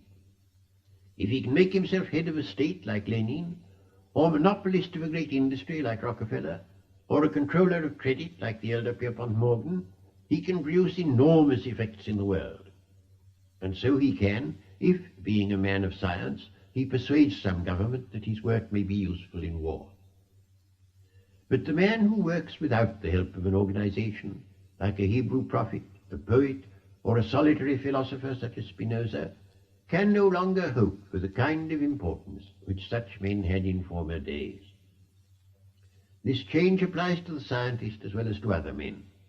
The scientists of the past did their work very largely as individuals, but the scientist of our day needs enormously expensive equipment and a laboratory with many assistants. All this he can obtain through the favor of the government or, in America, of very rich men. He is thus no longer an independent worker, but essentially part and parcel of some large organization. This change is very unfortunate, for the things which a great man could do in solitude were apt to be more beneficial than those which he could do only with the help of the powers that be. A man who wishes to influence human affairs finds it difficult to be successful except as a slave or a tyrant. As a politician, he may make himself the head of a state, or as a scientist, he may sell his labor to the government, but in that case, he must serve its purpose and not his own. And this applies not only to men of rare and exceptional greatness, but to a wide range of talent. In the ages in which there were great poets, there were also large numbers of little poets, and when there were great painters, there were large numbers of little painters. The great German composers arose in a milieu where music was valued, and where numbers of lesser men found opportunities. In those days, poetry, painting, and music were a vital part of the daily life of ordinary men, as only sport is now. The great prophets were men who stood out from a host of minor prophets. The inferiority of our age in such respects is an inevitable result of the fact that society is centralized and organized to such a degree that individual initiative is reduced to a minimum. Where art has flourished in the past, it has flourished as a rule against rival small communities, such as the Greek city-states, the little principalities of the Italian Renaissance, and the petty courts of German 18th century rulers. Each of these rulers had to have his musician, and once in a way he was Johann Sebastian Bach. But even if he was not, he was still free to do his best. There is something about local rivalry that is essential in such matters. It's played its part even in the building of the cathedrals, because each bishop wished to have a finer cathedral than the neighbouring bishop. It would be a good thing if cities could develop an artistic pride, leading them to mutual rivalry, and if each had its own school of music and painting, not without a vigorous contempt for the school of the next city. But such local patriotisms do not readily flourish in a world of empires and free mobility. A Manchester man does not readily feel towards a man from Sheffield as an Athenian felt towards a Corinthian, or a Florentine towards a Venetian. But in spite of the difficulties, I think that this problem of giving importance to localities will have to be tackled if human life is not to become increasingly drab and monotonous. The savage, in spite of his membership of a small community, lived a life in which his initiative was not too much hampered by the community. The things that he wanted to do, usually hunting and war, were also the things that his neighbours wanted to do. And if he felt an inclination to become a medicine man, he only had to ingratiate himself with some individual already eminent in that profession, and so, in due course, to succeed to his powers of magic. If he was a man of exceptional talent, he might invent some improvement in weapons, or a new skill in hunting. These would not put him into any opposition to the community, but on the contrary would be welcomed. The modern man lives a very different life. If he sings in the street, he will be thought to be drunk, and if he dances, a policeman will reprove him for impeding the traffic. His working day, unless he is exceptionally fortunate, is occupied in a completely monotonous manner, in producing something which is valued not like the shield of Achilles as a beautiful piece of work, but mainly for its utility. He cannot, like Milton's shepherd, tell his tale under the hawthorn in the dale, because there is often no dale anywhere near where he lives, or, if there is, it is full of tins. And always, in our highly regularized way of life, he is obsessed by thoughts of the morrow. Of all the precepts in the Gospels, the one that Christians have most neglected is the commandment to take no thought for the morrow. If a man is prudent, thought for the morrow will lead him to save. If he is imprudent, it will make him apprehensive of being unable to pay his debts. In either case, the moment loses its savour. Everything is organized, nothing is spontaneous. The Nazis organized strength through joy. The joy prescribed by the government is not likely to be very joyful. In those who might otherwise have worthy ambitions, the effect of centralization is to bring them into competition with too large a number of rivals, and into subjection to an unduly uniform standard of taste. If you wish to be a painter, you will not be content to pit yourself against the men with similar desires in your own town. You will go to some school of painting in a metropolis, where you will probably conclude that you are mediocre, and having come to this conclusion, you may be so discouraged that you are tempted to throw away your paintbrushes and take to money-making or to drink, for a certain degree of self-confidence is essential to achievement. In Renaissance Italy, you might have hoped to be the best painter in Siena, and this position would have been quite sufficiently honourable. But you would not now be content to acquire all your training in one small town. We know too much and feel too little. At least we feel too little of those creative emotions from which a good life springs.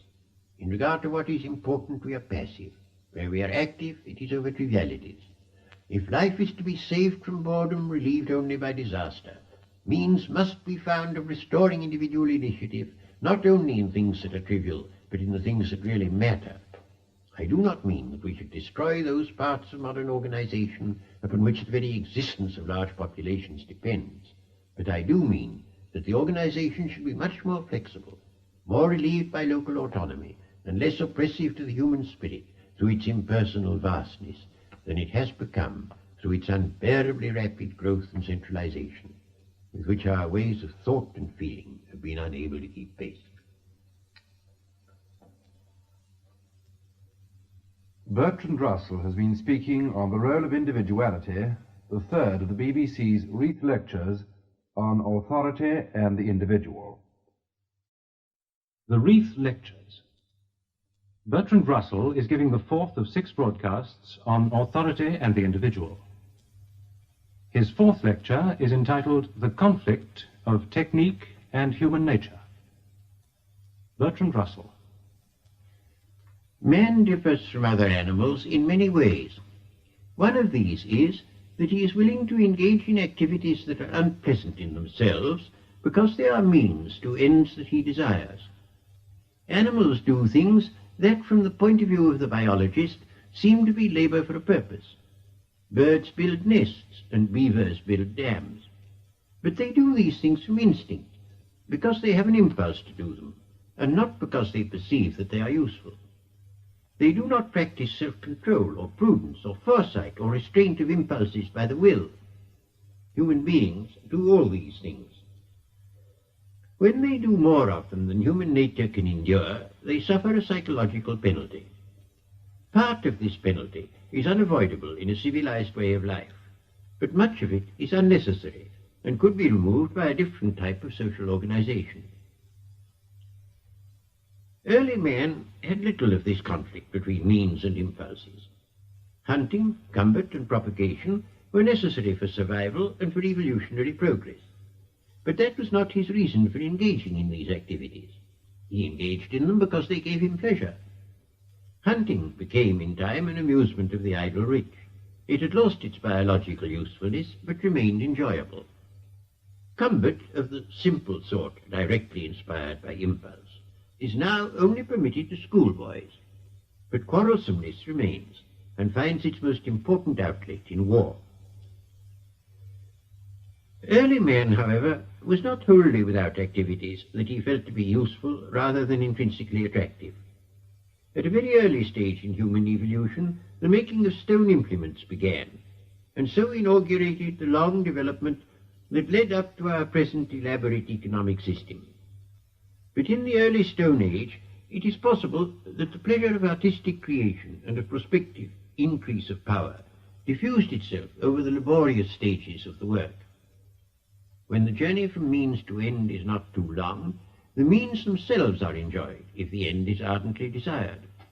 A boy will toil uphill with a toboggan for the sake of the few brief moments of bliss during the descent. No one has to urge him to be industrious, and however he may puff and pant, he is still happy. But if, instead of the immediate reward, you promised him an old age pension at 70, his energy would very quickly flag. Much longer efforts than those of the boy with the toboggan can be inspired by a creative impulse and still remain spontaneous. A man may spend years of hardship, danger, and poverty in attempts to climb Everest or reach the South Pole or make a scientific discovery, and live all the while as much in harmony with his own impulses as the boy with the toboggan, provided he ardently desires the end and puts his pride into overcoming obstacles. As the Red Indian said, there's glory in it. The introduction of slavery began the divorce between the purpose of the work and the purposes of the worker. The pyramids were built for the glory of the pharaohs. The slaves who did the work had no share in the glory, and worked only from fear of the overseer's lash. Agriculture, when carried on by slaves or serfs, equally brought no direct satisfaction to those who did the work. Their satisfaction was only that of being alive, and, with luck, free from physical pain. In modern times before the Industrial Revolution, the diminution of serfdom and the growth of handicrafts increased the number of workers who were their own masters, and who could therefore enjoy some pride in what they produced. It was this state of affairs that gave rise to the type of democracy advocated by Jefferson and the French Revolution, which assumed a vast number of more or less independent producers, as opposed to the huge economic organizations that modern technique has created. Consider a large factory, say one that makes motor cars. The purpose of the organization is to make cars, but the purpose of the workers is to earn wages. Subjectively, there is no common purpose. The uniting purpose exists only in owners and managers, and may be completely absent in most of those who do the work. Some may be proud of the excellence of the cars produced, but most, through their unions, are mainly concerned with wages and hours of work. To a considerable extent, this evil is inseparable from the mechanization combined with large size. Owing to mechanization, no man makes a large part of a car, but only one small share of some one part. A great deal of work requires little skill and is completely monotonous. Owing to the large size of the organization, the group who collectively make a car have no unity and no sense of solidarity as between management and employees. There is solidarity among the wage earners, and there may be solidarity in the management. But the solidarity of the wage earners has no relation to the product. It is concerned to increase wages and diminish hours of work. The management may have a pride in the product, but when an industry is thoroughly commercialized, there is a tendency to think only of profit, which may often be secured more easily by advertisement than by improved workmanship. Two things have led to a diminished pride in workmanship. The earlier was the invention of currency. The later was mass production. Currency led to the valuation of an article by its price, which is not something intrinsic, but an abstraction shared with other commodities. Things not made to be exchanged may be valued for what they are, not for what they will buy. Cottage gardens in country villages are often lovely and may have cost much labour, but are not intended to bring any monetary reward. Peasant costumes, which now hardly exist except for the delectation of tourists, were made by their wearers' families and had no price. The temples of the Acropolis and the medieval cathedrals were not built with any pecuniary motive and were not capable of being exchanged. Very gradually, a money economy has replaced an economy in which things were produced for the use of the producer, and this change has caused commodities to be viewed as useful rather than delightful. Mass production has carried this process to new lengths. Suppose you are a manufacturer of buttons. However excellent your buttons may be, you do not want more than a few for your own use. All the rest you wish to exchange for food and shelter, a motor car and your children's education, and so on. These various things share nothing with the buttons except money value. And it is not even the money value of the buttons that is important to you. What is important is profit.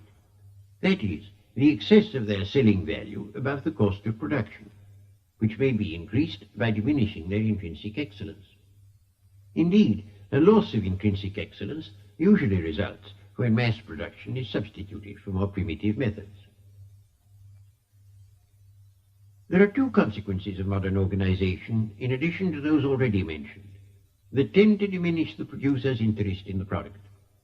One is the remoteness of the gain to be expected from the work.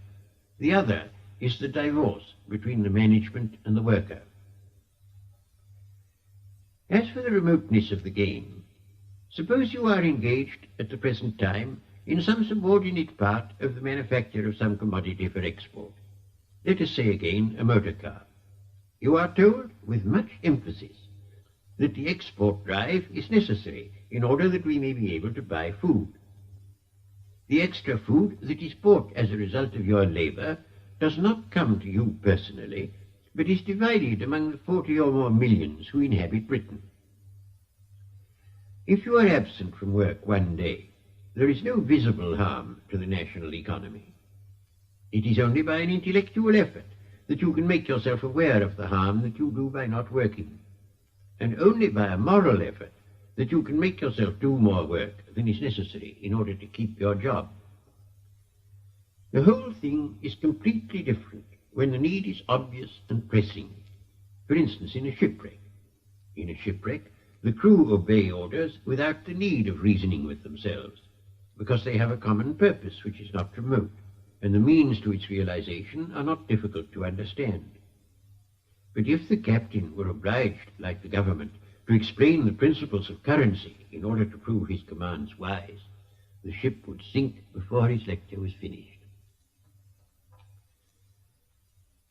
Divorce between the management and the worker has two aspects, one of which is the familiar conflict of capital and labour, while the other is a more general trouble, afflicting all large organizations.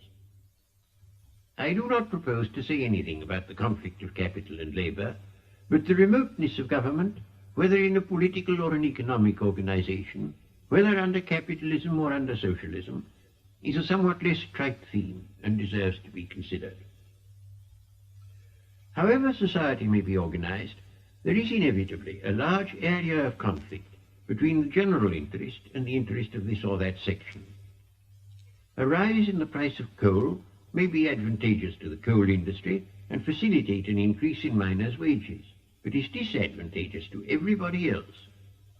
When prices and wages are fixed by the government, every decision must disappoint somebody.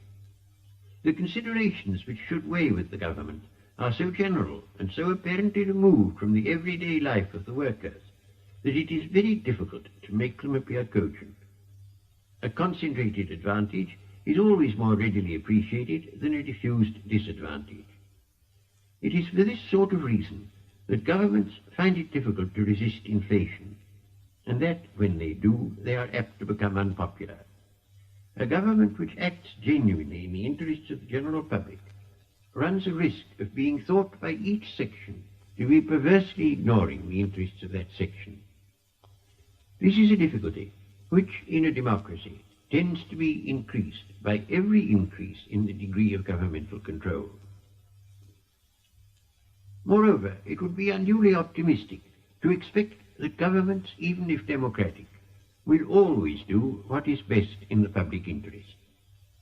I have spoken before of some evils connected with bureaucracy.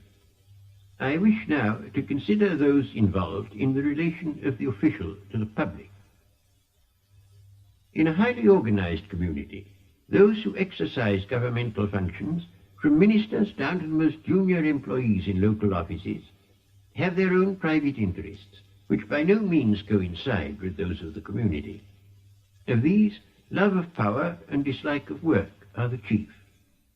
A civil servant who says no to a project satisfies at once his pleasure in exercising authority and his disinclination for effort.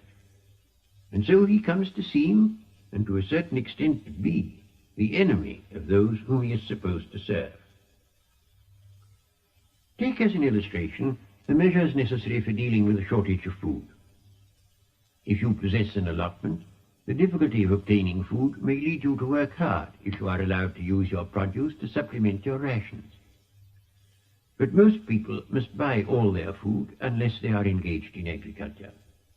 Under laissez-faire, prices would soar, and all except the rich would be seriously undernourished. But although this is true, few of us are adequately grateful for the services of the ladies in food offices, and still fewer of them can preserve through fatigue and worry a wholly benevolent attitude to the public. To the public, the ladies appear, however unjustly, as ignorant despots. To the ladies, the public appear as tiresome, fussy, and stupid, perpetually losing things or changing their addresses. It is not easy to see how, out of such a situation, a genuine harmony between government and the governed can be produced. The ways which have hitherto been discovered of producing a partial harmony between private feelings and public interest have been open to objections of various kinds. The easiest and most obvious harmonizer is war. In a difficult war, when national self-preservation is in jeopardy, it is easy to induce everybody to work with a will, and if the government is thought competent, its orders are readily obeyed. The situation is like that in a shipwreck. But no one would advocate shipwrecks as a means of promoting naval discipline, and we cannot advocate wars on the ground that they cause national unity. No doubt something of the same effect can be produced by the fear of war, but if fear of war is active for a long enough time, it is pretty sure to result in actual war. And in any case, fear of war is not a good thing, however unavoidable it may sometimes be. Competition, where it exists, is an immensely powerful incentive. It has been generally decried by socialists as one of the evil things in a capitalist society. But the Soviet government has restored it to a very important place in the organization of industry. Stakhanovite methods, in which certain workers are rewarded for exceptional proficiency, while others are punished for shortcomings, are a revival of piecework systems, against which trade unions have vigorously and successfully campaigned. I have no doubt that these systems have in Russia the merits formerly claimed by capitalists, and the demerits emphasized by trade unions. As a solution of the psychological problem, they are certainly inadequate. But although competition in many forms is gravely objectionable, it has, I think, an essential part to play in the promotion of necessary effort, and in some spheres affords a comparatively harmless outlet for the kind of impulses that might otherwise lead to war. But if competition is not to become ruthless and harmful, the penalty for failure must not be disaster, as in war, or starvation, as in unregulated economic competition, but only loss of glory. Football would not be a desirable sport if the defeated teams were put to death or left to starve. In Britain in recent years, a gallant attempt has been made to appeal to the sense of duty. Austerity is for the present unavoidable. An increase of production is the only way out. This is undeniable, and an appeal of this sort is no doubt necessary during a time of crisis. But sense of duty, valuable and indispensable as it may sometimes be, is not a permanent solution, and is not likely to be successful over a long period. It involves a sense of strain and a constant resistance to natural impulses, which, if continued, must be exhausting and productive of a diminution of natural energy. If it is urged not on the basis of some simple traditional ethic such as the Ten Commandments, but on complicated economic and political grounds, weariness will lead to skepticism as to the arguments involved, and many people will either become simply indifferent or adopt some probably untrue theory suggesting that there is a short-cut to prosperity. Men can be stimulated by hope or driven by fear, but the hope and the fear must be vivid and immediate if they are to be effective without producing weariness. It is partly for this reason that hysterical propaganda, or at least propaganda intended to cause hysteria, has such widespread influence in the modern world. People are aware in a general way that their daily lives are affected by things that happen in distant parts of the world, but they have not the knowledge to understand how this happens, except in the case of a small number of experts. Why is there no rice? Why are bananas so rare? Why have hens apparently ceased to lay eggs? If you lay the blame on India, or red tape, or the capitalist system, or socialism, you conjure up in people's minds a mythical personified devil whom it is easy to hate. In every misfortune, it is a natural impulse to look for an enemy upon whom to lay the blame. Savages attribute all illness to hostile magic. Whenever the causes of our troubles are too difficult to be understood, we tend to fall back upon this primitive kind of explanation. A newspaper which offers us a villain to hate is much more appealing than one which goes into all the intricacies of dollar shortages. When the Germans suffered after the First World War, many of them were easily persuaded that the Jews were to blame. The appeal to hatred of a supposed enemy as the explanation of whatever is painful in our lives is usually destructive and disastrous. It stimulates primitive instinctive energy, but in ways the effects of which are catastrophic. There are various ways of diminishing the potency of appeals to hatred. The best way, where it is possible, is to cure the evils which cause us to look for an enemy. Where this cannot be achieved, it may sometimes be possible to disseminate widely a true understanding of the causes that are producing our misfortunes. But this is difficult so long as there are powerful forces in politics and in the press which flourish by the encouragement of hysteria. I do not think that misfortune by itself produces the kind of hysterical hatred that led, for example, to the rise of the Nazis.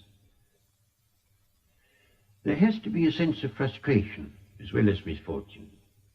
A Swiss family Robinson, finding plenty to do on their island, will not waste time on hatred.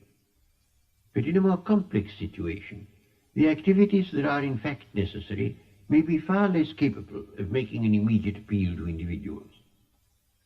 In the present difficult state of British national economy, we know collectively what is needed: increased production, diminished consumption, and stimulation of exports.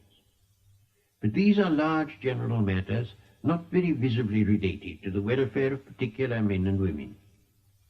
If the activities that are needed on such apparently remote grounds are to be carried out vigorously and cheerfully, ways must be devised of creating some more immediate reason for doing what the national economy requires.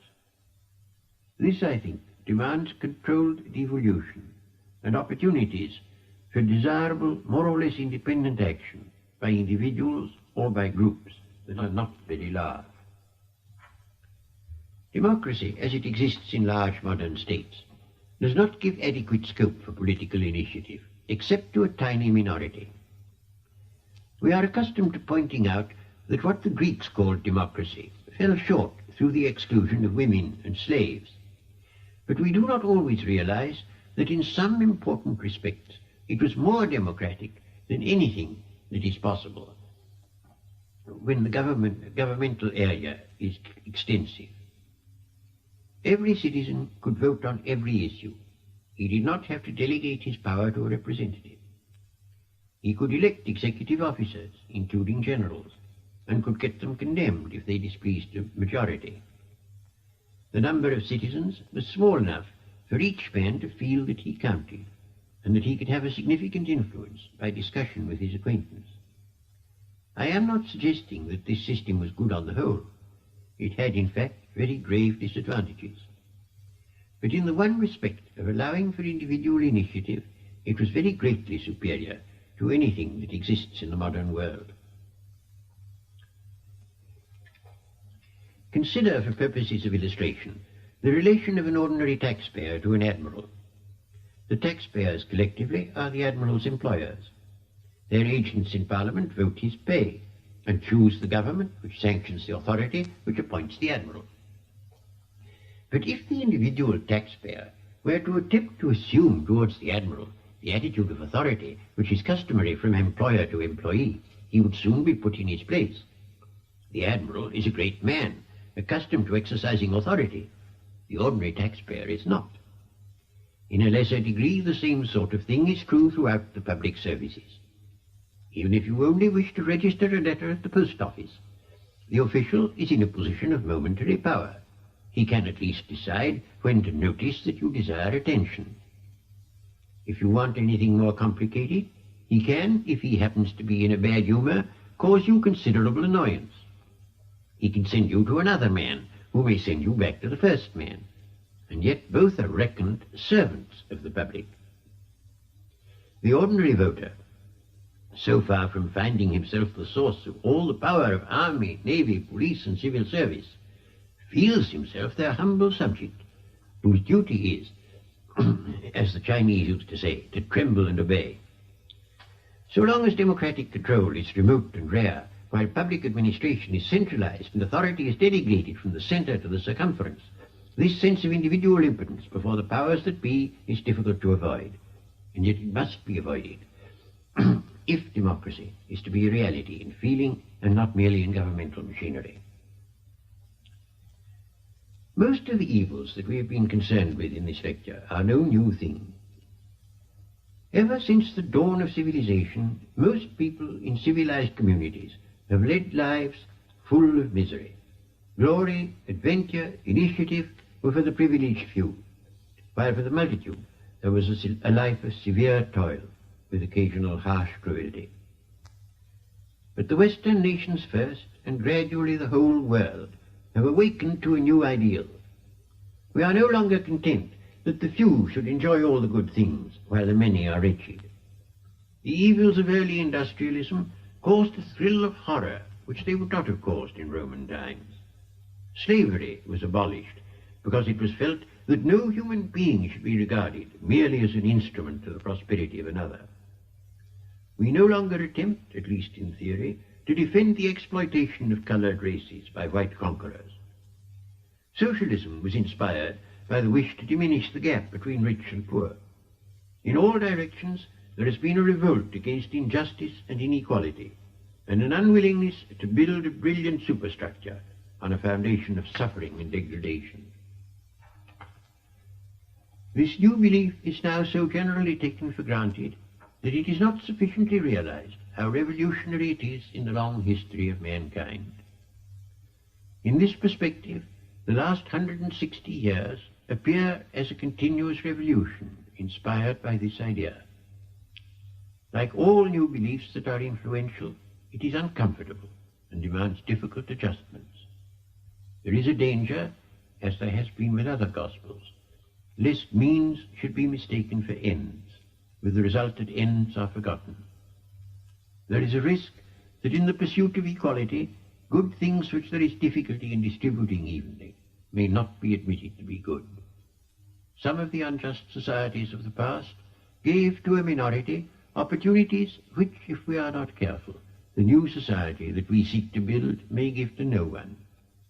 When I speak of the evils of the present day, I do so not to suggest that they are greater than those of the past, but only to make sure that what was good in the past should be carried over into the future, so far as possible unharmed by the transition. But if this is to be achieved, some things must be remembered which are apt to be forgotten in blueprints of utopia. Among the things which are in danger of being unnecessarily sacrificed to democratic equality, perhaps the most important is self-respect. By self-respect, I mean the good half of pride, what is called proper pride. The bad half is a sense of superiority.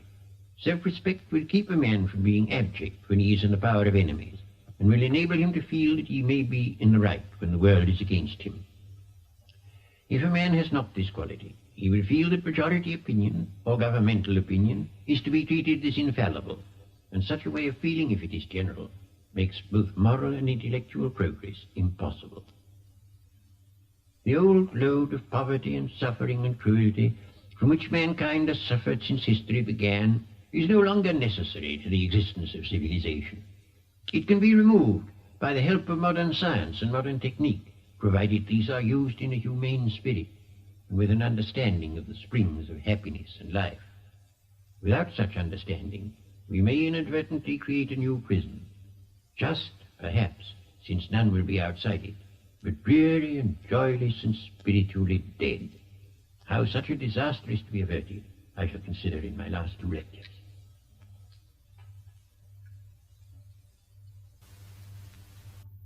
The Reith Lectures. Bertrand Russell is giving the 5th of 6 broadcasts on authority and the individual. His 5th lecture is entitled Control and Initiative, Their Respective Spheres. Bertrand Russell. A healthy and progressive society requires both central control and individual and group initiative. Without control, there is anarchy, and without initiative, there is stagnation. I want in this lecture to arrive at some general principles as to what matters should be controlled and what should be left to private or semi-private initiative. Some of the qualities that we should wish to find in a community are in their essence static, while others are by their very nature dynamic. Speaking very roughly, we may expect the static qualities to be suitable for governmental control, while the dynamic qualities should be promoted by the initiative of individuals or groups. But if such initiative is to be possible, and if it is to be fruitful rather than destructive, it will need to be fostered by appropriate institutions, and the safeguarding of such institutions will have to be one of the functions of government.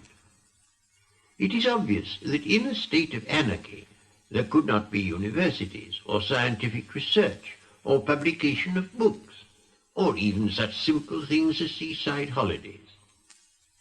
In our complex world, there cannot be fruitful initiative without government, but unfortunately there can be government without initiative.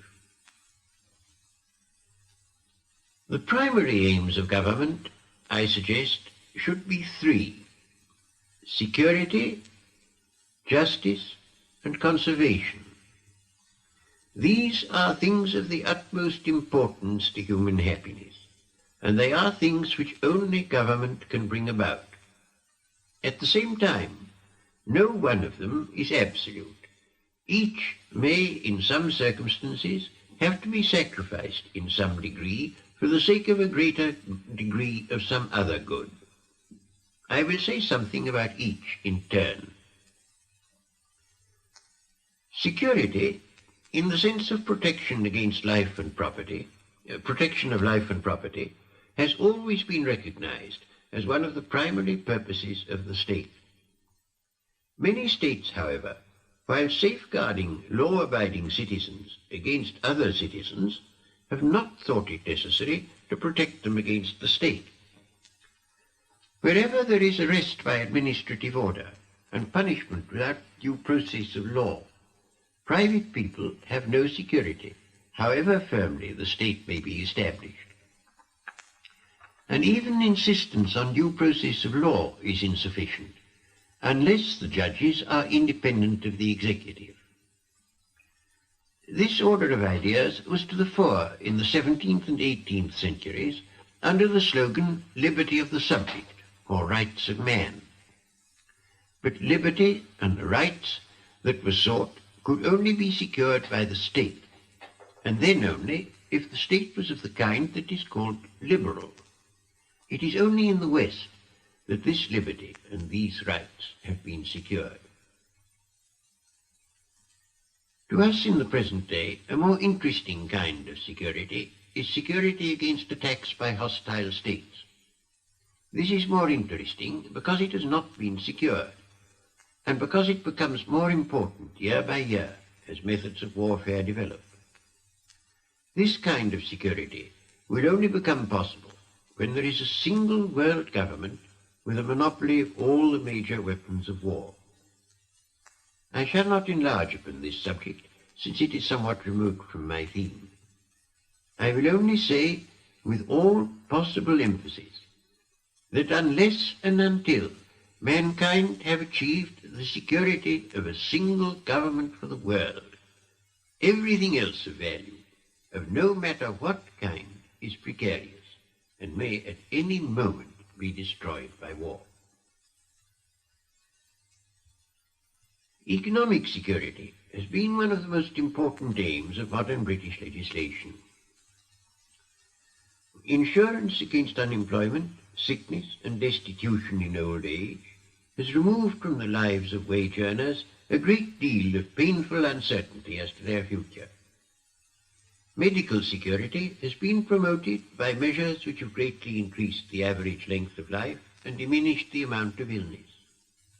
Altogether, life in Western countries, apart from war, is very much less dangerous than it was in the 18th century, and this change is mainly due to various kinds of governmental control.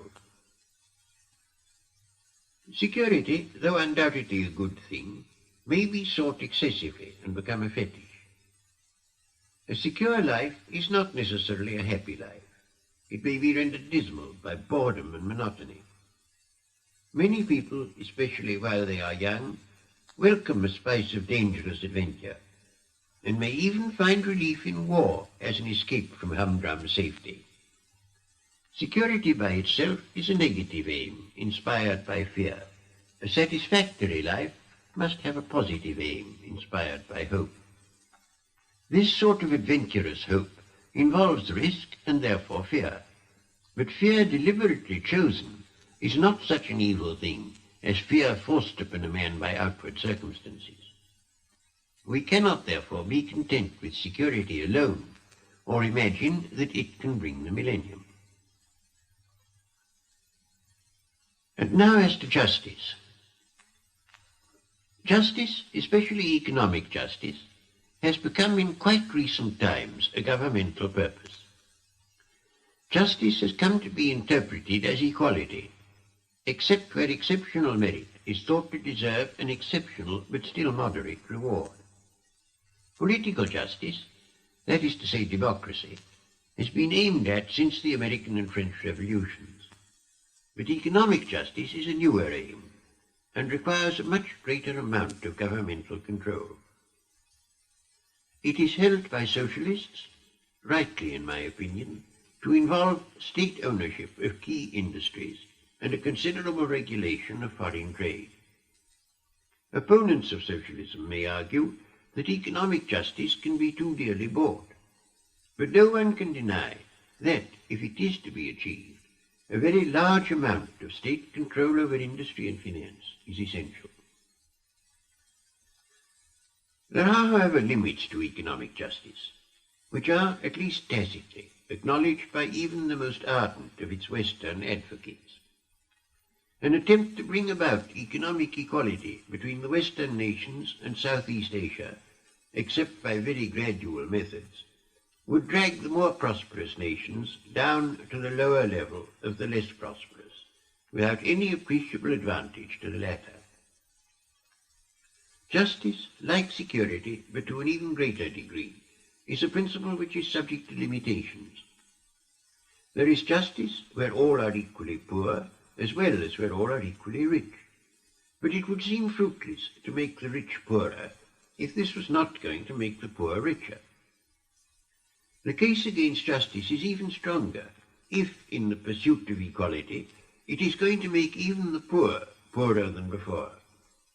And this might well happen if a general lowering of education and a diminution of fruitful research were involved.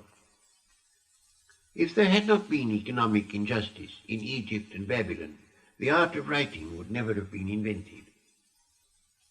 There is, however, no necessity, with modern methods of production, to perpetuate economic injustice in industrially developed nations in order to promote progress in the arts of civilization. There is only a danger to be borne in mind, not, as in the past, a technical impossibility. I come now to my third head, conservation. Conservation, like security and justice, demands action by the state. I mean by conservation not only the preservation of ancient monuments and beauty spots, the upkeep of roads and public utilities, and so on. These things are done at present, except in time of war. What I have chiefly in mind is the preservation of the world's natural resources. This is a matter of enormous importance, to which very little attention has been paid. During the past 150 years, mankind have used up the raw materials of industry and the soil upon which agriculture depends. And this wasteful expenditure of natural capital has proceeded with ever-increasing velocity. In relation to industry, the most striking example is oil. The amount of accessible oil in the world is unknown, but is certainly not unlimited. Already, the need for it has reached the point at which there is risk of its contributing to bringing about a third world war. When oil is no longer available in large quantities, a great deal will have to be changed in our way of life. If we try to substitute atomic energy, that will only result in exhaustion of the available supplies of uranium and thorium. Industry, as it exists at present, depends essentially upon the expenditure of natural capital, and cannot long continue in its present prodigal fashion. Even more serious, according to some authorities, is the situation in regard to agriculture, as set forth with great vividness in Mr. Folt's Roads to Survival. Except in a few favoured areas, of which Western Europe is one, the prevailing methods of cultivating the soil rapidly exhaust its fertility. The growth of the Dust Bowl in America is the best known example of a destructive process which is going on in most parts of the world. As meantime the population increases, a disastrous food shortage is inevitable within the next 50 years, unless drastic steps are taken. The necessary measures are known to students of agriculture, but only governments can take them, and then only if they are willing and able to face unpopularity. This is a problem which has received far too little attention. It must be faced by anyone who hopes for a stable world without internecine wars. Wars which, if they are to ease the food shortage, must be far more destructive than those we have already endured. For during both the world wars, the population of the world increased. This question of a reform in agriculture is perhaps the most important that the governments of the near future will have to face, except the prevention of war. I have spoken of security, justice and conservation as the most essential of governmental functions, because these are things that only governments can bring about. I have not meant to suggest that governments should have no other functions, but in the main their functions in other spheres should be to encourage non-governmental initiative and to create opportunities for its exercise in beneficent ways. There are anarchic and criminal forms of initiative which cannot be tolerated in a civilized society. There are other forms of initiative, such as that of the well-established inventor, which everybody recognizes to be useful. But there is a large intermediate class of innovators of whose activities it cannot be known in advance whether the effects will be good or bad. It is particularly in relation to this uncertain class that it is necessary to urge the desirability of freedom to experiment, for this class includes all that has been best in the history of human achievement. Uniformity, which is a natural result of state control, is desirable in some things and undesirable in others. In Florence, in the days before Mussolini, there was one rule of the roads in the town and the opposite rule in the surrounding country. This kind of diversity was inconvenient, but there were many matters in which fascism suppressed a desirable kind of diversity. In matters of opinion, it is a good thing if there is vigorous discussion between different schools of thought. In the mental world, there is everything to be said in favor of a struggle for existence, leading, with luck, to a survival of the fittest. But if there is to be mental competition, there must be ways of limiting the means to be employed. The decision should not be by war, or by assassination, or by imprisonment of those holding certain opinions, or by preventing those holding unpopular views from earning a living. Where private enterprise prevails, or where there are many small states, as in Renaissance Italy and 18th century Germany, these conditions are to some extent fulfilled by rivalry between different possible patrons. But when, as has tended to happen throughout Europe, states become large and private fortunes small, traditional methods of securing intellectual diversity fail. The only method that remains available is for the state to hold the ring and establish some sort of Queensberry rules by which the contest is to be conducted. Artists and writers are nowadays almost the only people who may, with luck, exercise a powerful and important initiative as individuals and not in connection with some group. While I lived in California, there were two men who set to work to inform the world as to the condition of migrant labor in that state. One, who was a novelist, dealt with the theme in a novel. The other, who was a teacher in a state university, dealt with it in a careful piece of academic research. The novelist made a fortune. The teacher was dismissed from his post and suffered an imminent risk of destitution. But the initiative of the writer, though as yet it survives, is threatened in various ways. If book production is in the hands of the state, as it is in Russia, the state can decide what shall be published, and unless it delegates its power to some completely non-partisan authority, there is a likelihood that no books will appear, except such as are pleasing to leading politicians. The same thing applies, of course, to newspapers. In this sphere, uniformity would be a disaster, but would be a very probable result of unrestricted state socialism. Men of science, as I pointed out in my third lecture, could formerly work in isolation, as writers still can. Cavendish and Faraday and Mendel depended hardly at all upon institutions, and Darwin only insofar as the government enabled him to share the voyage of the Beagle. But this isolation is a thing of the past. Most research requires expensive apparatus. Some kinds require the financing of expeditions to difficult regions. Without facilities provided by a government or a university, few men can achieve much in modern science. The conditions which determine who is to have access to such facilities are therefore of great importance. If only those are eligible who are considered orthodox in current controversies, scientific progress will soon cease, and will give way to a scholastic reign of authority, such as stifled science throughout the Middle Ages. In politics, the association of personal initiative with a group is obvious and essential. Usually two groups are involved, the party and the electorate. If you wish to carry some reform, you must first persuade your party to adopt reform, and then persuade the electorate to adopt your party. You may, of course, be able to operate directly upon the government, but this is seldom possible in a matter that rouses much public interest. When it is not possible, the initiative required involves so much energy and time, and is so likely to end in failure, that most people prefer to acquiesce in the status quo, except to the extent of voting once in 5 years for some candidate who promises reform.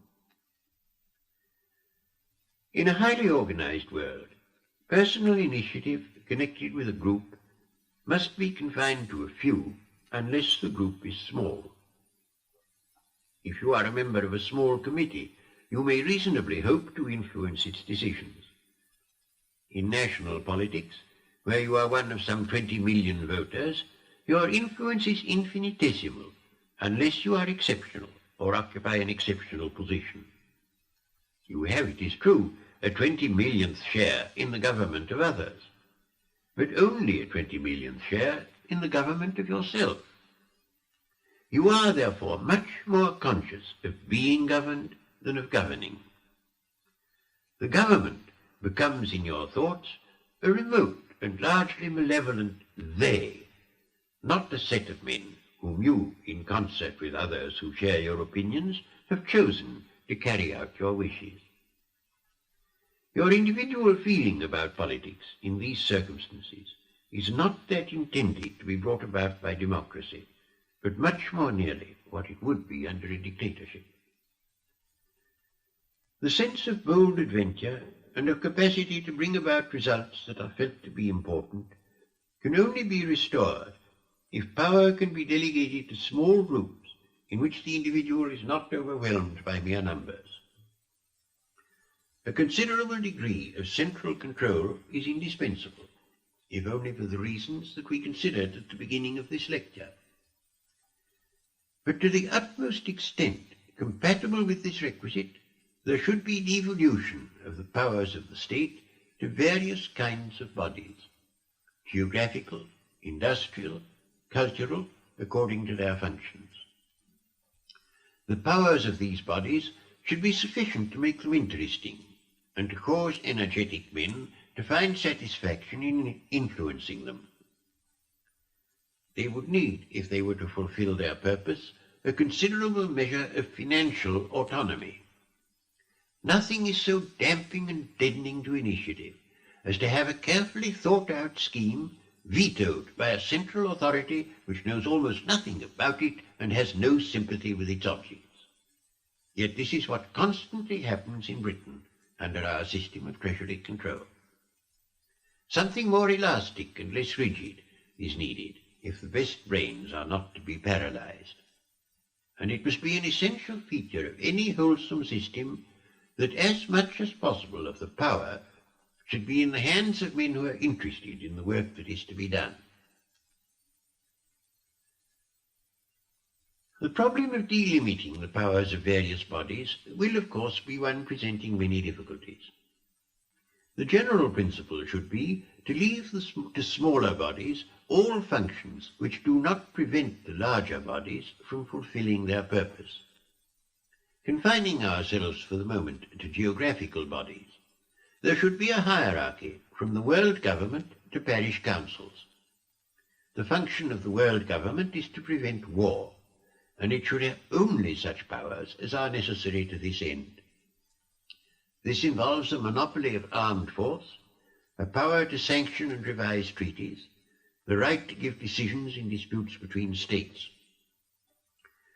But the world government should not interfere with the internal affairs of member states, except insofar as is necessary to ensure the observance of treaties.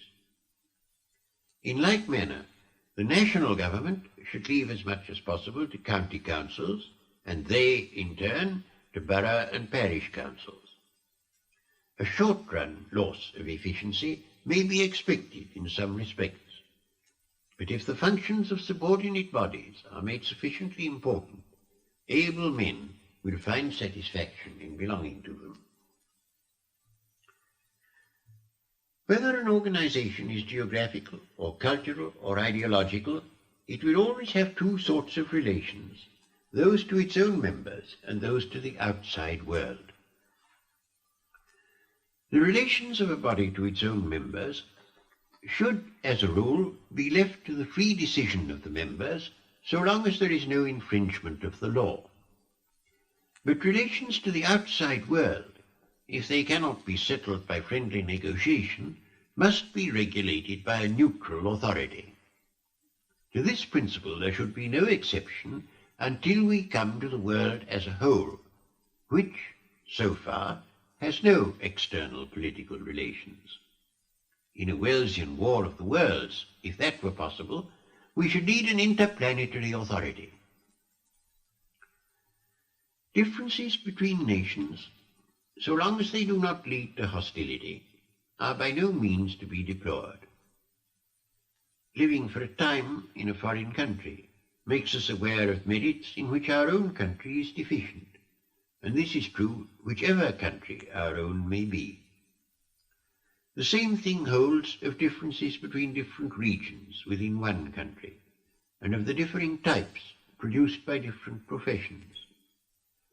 Uniformity of character and uniformity of culture are to be regretted. Biological evolution has depended upon inborn differences between individuals or tribes, and cultural evolution depends upon acquired differences. When these disappear, there is no longer any material for selection. In the modern world, there is a real danger of too great similarity between one region and another in cultural respects. One of the best ways of minimizing this evil is an increase in the autonomy of different groups. The general principle which, if I am right, should govern the respective spheres of authority and initiative may be stated broadly in terms of the different kinds of impulses that make up human nature. On the one hand, we have impulses to hold what we possess, and too often to acquire what others possess. On the other hand, we have creative impulses, impulses to put something into the world which is not taken away from anybody else. These may take humble forms, such as cottage gardens, or may represent the summit of human achievement, as in Shakespeare and Newton. Broadly speaking, the regularizing of possessive impulses and their control by the law belong to the essential functions of government, while the creative impulses, though governments may encourage them, should derive their main influence from individual or group autonomy. Material goods are more a matter of possession than goods that are mental. A man who eats a piece of food prevents everyone else from eating it, but a man who writes or enjoys a poem does not prevent another man from writing or enjoying one just as good or better. That is why, in regard to material goods, justice is important, but in regard to mental goods, the thing that is needed is opportunity and an environment that makes hope of achievement seem rational. It is not great material rewards that stimulate men capable of creative work. Few poets or men of science have made fortunes or wish to do so. Socrates was put to death by authority, but he remained completely placid in his last moments because he had done his work. If he had been loaded with honours, but prevented from doing his work, he would have felt that he had suffered a far severer penalty. In a state where authority controls everything, including all the means of publicity, a man of marked originality is likely to suffer this worse fate. Whether or not he is subjected to legal penalties, he is unable to make his ideas known. When this happens in a community, it cannot any longer contribute anything of value to the collective life of mankind. The control of greedy or predatory impulses is imperatively necessary, and therefore states and even a world state are needed for survival. But we cannot be content merely to be alive rather than dead. We wish to live happily, vigorously, creatively.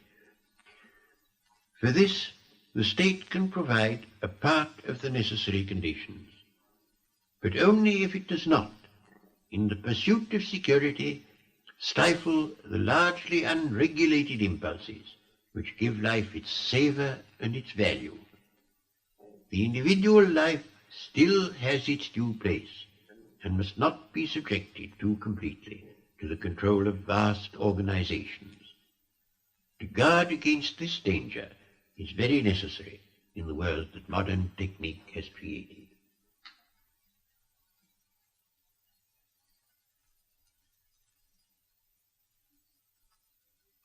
Bertrand Russell has been speaking on control and initiative, their respective spheres. The fifth of the BBC's Reith Lectures on Authority and the Individual. The Reith Lectures. Bertrand Russell is giving the last of 6 broadcasts on authority and the individual. The subject of this final talk is individual and social ethics. Bertrand Russell. In this last lecture, I wish to relate social and political doctrines to the individual ethics by which a man should guide his personal life. And after the evils we have recognized and the dangers that we have acknowledged, to hold out nevertheless, as resulting from our survey, certain high hopes for the not-too-distant future of mankind, which I, for my part, believe to be justified on a sober estimate of possibilities. Individual ethics is especially relevant in considering cultural matters, where diversity is a condition of progress. Bodies that have a certain independence of the state, such as universities and learned societies, have great value in this respect.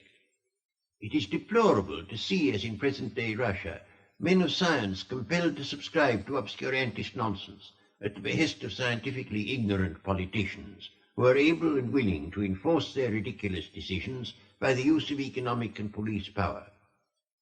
Such pitiful spectacles can only be prevented by limiting the activities of politicians to the sphere in which they may be supposed competent. They should not presume to decide what is good music, or good biology, or good philosophy. I should not wish such matters to be decided in this country by the personal taste of any Prime Minister, past, present, or future, even if, by good luck, his taste were impeccable. But liberty is not merely a cultural matter. No man is wholly free, and no man is wholly a slave. To the extent to which man has freedom, he needs a personal morality to guide his conduct. There are some who would say that a man need only obey the accepted moral code of his community. But I do not think any student of anthropology could be content with this answer. Such practices as cannibalism, human sacrifice, and head-hunting have died out as a result of moral protests against conventional moral opinion. If a man seriously desires to live the best life that is open to him, He must learn to be critical of the tribal customs and tribal beliefs that are generally accepted among his neighbours. Ethics, however, is not concerned solely with duty to my neighbour, however rightly such duty may be conceived. The performance of public duty is not the whole of what makes a good life. There is also the pursuit of private excellence. For man, though partly social, is not wholly so. He has thoughts and feelings and impulses which may be wise or foolish, noble or base, filled with love or inspired by hate. And for the better of these thoughts and feelings and impulses, if his life is to be tolerable, there must be scope. For although few men can be happy in solitude, still fewer can be happy in a community which allows no freedom of individual action. Individual excellence, although a great part of it consists in right behaviour towards other people, has also another aspect. If you neglect your duties for the sake of trivial amusement, you will have pangs of conscience. But if you are tempted away for a time by great music or a fine sunset, you will return with no sense of shame and no feeling that you have been wasting your time. It is dangerous to allow politics and social duty to dominate too completely our conception of what constitutes individual excellence. What I am trying to convey, although it is not dependent upon any theological belief, is in close harmony with Christian ethics. Socrates and the apostles laid it down that we ought to obey God rather than man, and the Gospels enjoin love of God as emphatically as love of our neighbours. All great religious leaders, and also all great artists and intellectual discoverers, have shown a sense of moral compulsion to fulfill their creative impulses, and a sense of moral exaltation when they have done so. This emotion is the basis of what the Gospels call duty to God, and is, I repeat, separable from theological belief. Duty to my neighbour, at any rate as my neighbour conceives it, may not be the whole of my duty. If I have a profound conscientious conviction that I ought to act in a way that is condemned by governmental authority, I ought to follow my conviction. And, conversely, society ought to allow me freedom to follow my convictions, except when there are very powerful reasons for restraining me. But it is not only acts inspired by a sense of duty that should be free from excessive social pressure. An artist or a scientific discoverer may be doing what is of most social utility, but he cannot do his proper work from a sense of duty alone. He must have a spontaneous impulse to paint or to discover, for, if not, his painting will be worthless and his discoveries unimportant. The sphere of individual action is not to be regarded as ethically inferior to that of social duty. On the contrary, some of the best of human activities are, at least in feeling, rather personal than social.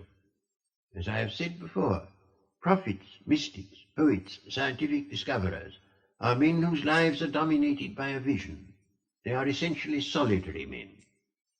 When their dominant impulse is strong, they feel that they cannot obey authority if it runs counter to what they profoundly believe to be good. Although on this account they are often persecuted in their own day, they are apt to be of all men those to whom posterity pays the highest honour. It is such men who put into the world the things that we most value, not only in religion, in art, and in science, but also in our way of feeling towards our neighbour, for improvements in the sense of social obligation, as in everything else, have been largely due to solitary men whose thoughts and emotions were not subject to the dominion of the herd. If human life is not to become dusty and uninteresting, it is important to realize that there are things that have a value which is quite independent of utility.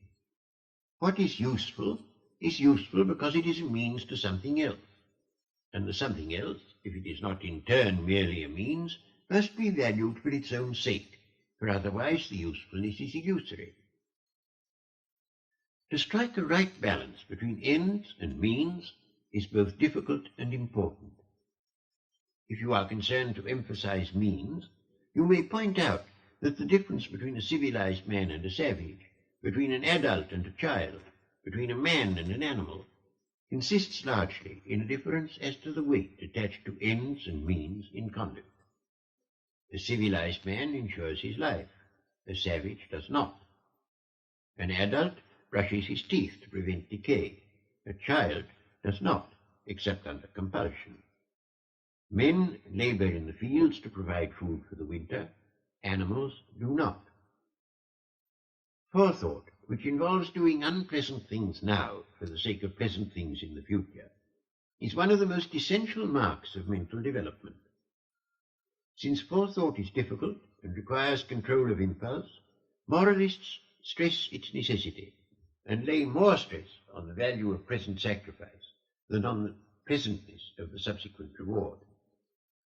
You must do right because it is right, and not because it is the way to get to heaven. You must save because all sensible people do, and not because you may ultimately secure an income that will enable you to enjoy life, and so on. But the man who wishes to emphasize ends rather than means may advance contrary arguments with equal truth.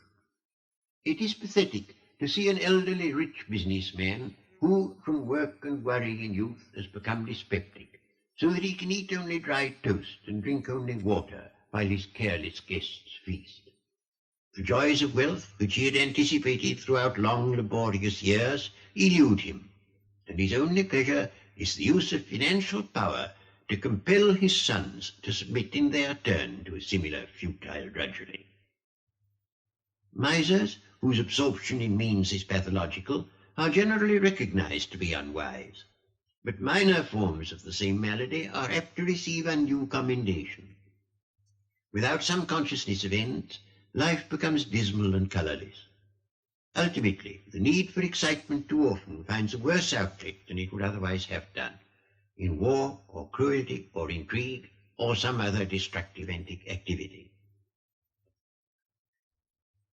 Men who boast of being what is called practical are for the most part exclusively preoccupied with means.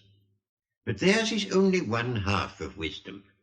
When we take account of the other half, which is concerned with ends, the economic process and the whole of human life takes on an entirely new aspect.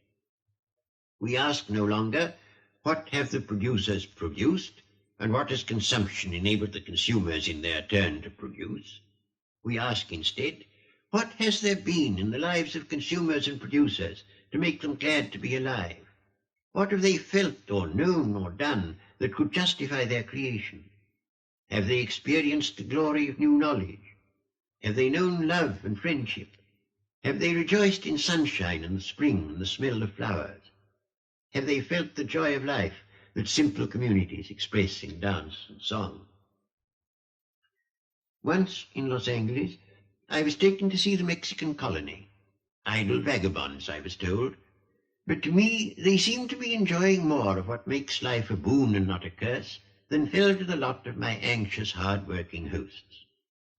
When I tried to explain this feeling, however, I was met with blank and total lack of comprehension. People do not always remember that politics, economics, and social organization generally belong to the realm of means, not of ends. Our political and social thinking is prone to what may be called the administrator's fallacy, by which I mean the habit of looking upon a society as a systematic whole, of a sort that is thought good if it is pleasant to contemplate as a model of order, a planned organism with parts neatly dovetailed into each other. But a society does not, or at least should not, exist to satisfy an external survey, but to bring a good life to the individuals who compose it. It is in the individuals, not in the whole, that ultimate value is to be sought. A good society is a means to a good life for those who compose it, not something having a separate kind of excellence on its own account. When it is said that a nation is an organism, an analogy is being used which may be dangerous if its limitations are not recognized. Men and the higher animals are organisms in a strict sense. Whatever good or evil befalls a man befalls him as a single person, not this or that part of him. If I have toothache or a pain in my toe, it is I that have the pain, and it would not exist if no nerves connected the part concerned with my brain. But when a farmer in Herefordshire is caught in a blizzard, it is not the government in London that feels cold. That is why the individual man is the bearer of good and evil, and not, on the one hand, any separate part of a man, nor, on the other hand, any collection of men. To believe that there can be good or evil in a collection of human beings over and above the good or evil in the various individuals is an error.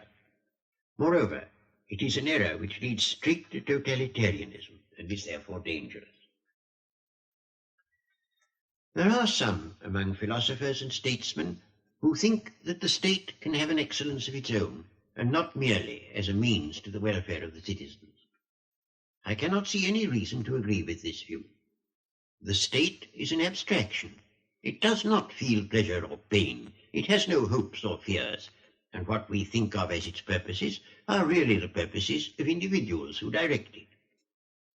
When we think concretely, not abstractly, we find in place of the state certain people who have more power than falls to the share of most men. And so glorification of the state turns out to be, in fact, glorification of a governing minority. No democrat can tolerate such a fundamentally unjust theory. There is another ethical theory which to my mind is also inadequate. It is that which might be called the biological theory, though I should not wish to assert that it is held by most biologists. This view is derived from a contemplation of evolution. The struggle for existence is supposed to have gradually led to more and more complex organisms, culminating so far in man. In this view, survival is the supreme end, or rather, the survival of one's own species. Whatever increases the human population of the globe, if this theory is right, is to count as good, and whatever diminishes the population is to count as bad. I cannot see any justification for such a mechanical and arithmetical outlook. It would be easy to find a single acre containing more ants than there are human beings in the whole world. But we do not on that account acknowledge the superior excellence of ants. And what humane person would prefer a large population living in poverty and squalor to a smaller population living happily with a sufficiency of comfort? It is true, of course, that survival is the necessary condition for everything else, but it is only a condition of what has value, and may have no value on its own account. Survival in the world that modern science and technique have produced demands a great deal of government. But what is to give value to survival must come mainly from sources that lie outside government. The reconciling of these two opposite requisites has been our problem in these discussions. And now, gathering up the threads of our discussions and remembering all the dangers of our time, I wish to reiterate certain conclusions, and more particularly, to set forth the hopes which I believe we have rational grounds for entertaining. Between those who care most for social cohesion and those who primarily value individual initiative, there has been an age-long battle ever since the time of the Greeks. In every such perennial controversy, there is sure to be truth on both sides. There is not likely to be a clear-cut solution, but at best one involving various adjustments and compromises. Throughout history, as I suggested earlier in this series, there has been a fluctuation between periods of excessive anarchy and periods of too strict governmental control. In our day, except as yet in the matter of world government, there has been too much tendency towards authority and too little care for the preservation of initiative. Men in control of vast organizations have tended to be too abstract in their outlook, to forget what actual human beings are like, and to try to fit men to systems rather than systems to men. The lack of spontaneity from which our highly organized societies tend to suffer is connected with excessive control over large areas by remote authorities. One of the advantages to be gained from decentralization is that it provides new opportunities for hopefulness and for individual activities that embody hopes. If our political thoughts are all concerned with vast problems and dangers of world catastrophe, it is easy to become despairing. Fear of war, fear of revolution, fear of reaction may obsess you according to your temperament and your party bias. Unless you are one of a very small number of powerful individuals, you are likely to feel that you cannot do much about these great issues. But in relation to smaller problems, those of your town or your trade union or the local branch of your political party, for example, you can hope to have a successful influence. This will engender a hopeful spirit, and a hopeful spirit is what is most needed if a way is to be found of dealing successfully with the larger problems. War and shortages and financial stringency have caused almost universal fatigue and have made hopefulness seem shallow and insincere. Success, even if at first it is on a small scale, is the best cure for this mood of pessimistic weariness. And success for most people means breaking up our problems and being free to concentrate on those that are not too desperately large. The world has become the victim of dogmatic political creeds, of which in our day the most powerful are capitalism and communism. I do not believe that either, in a dogmatic and unmitigated form, offers a cure for preventable evils. Capitalism gives opportunity of initiative to a few. Communism could, though it does not in fact, provide a servile kind of security for all. But if people can rid themselves of the influence of unduly simple theories and the strife that they engender, it will be possible, by a wise use of scientific technique, to provide both opportunity for all and security for all. Unfortunately, our political theories are less intelligent than our science, and we have not yet learnt how to make use of our knowledge and our skill in the ways that will do most to make life happy and even glorious. It is not only the experience and the fear of war that oppresses mankind, though this is perhaps the greatest of all the evils of our time. We are oppressed also by the great impersonal forces that govern our daily life, making us still slaves of circumstance, though no longer slaves in law. This need not be the case. It has come about through the worship of false gods. Energetic men have worshipped power rather than simple happiness and friendliness. Men of less energy have acquiesced or have been deceived by a wrong diagnosis of the sources of sorrow.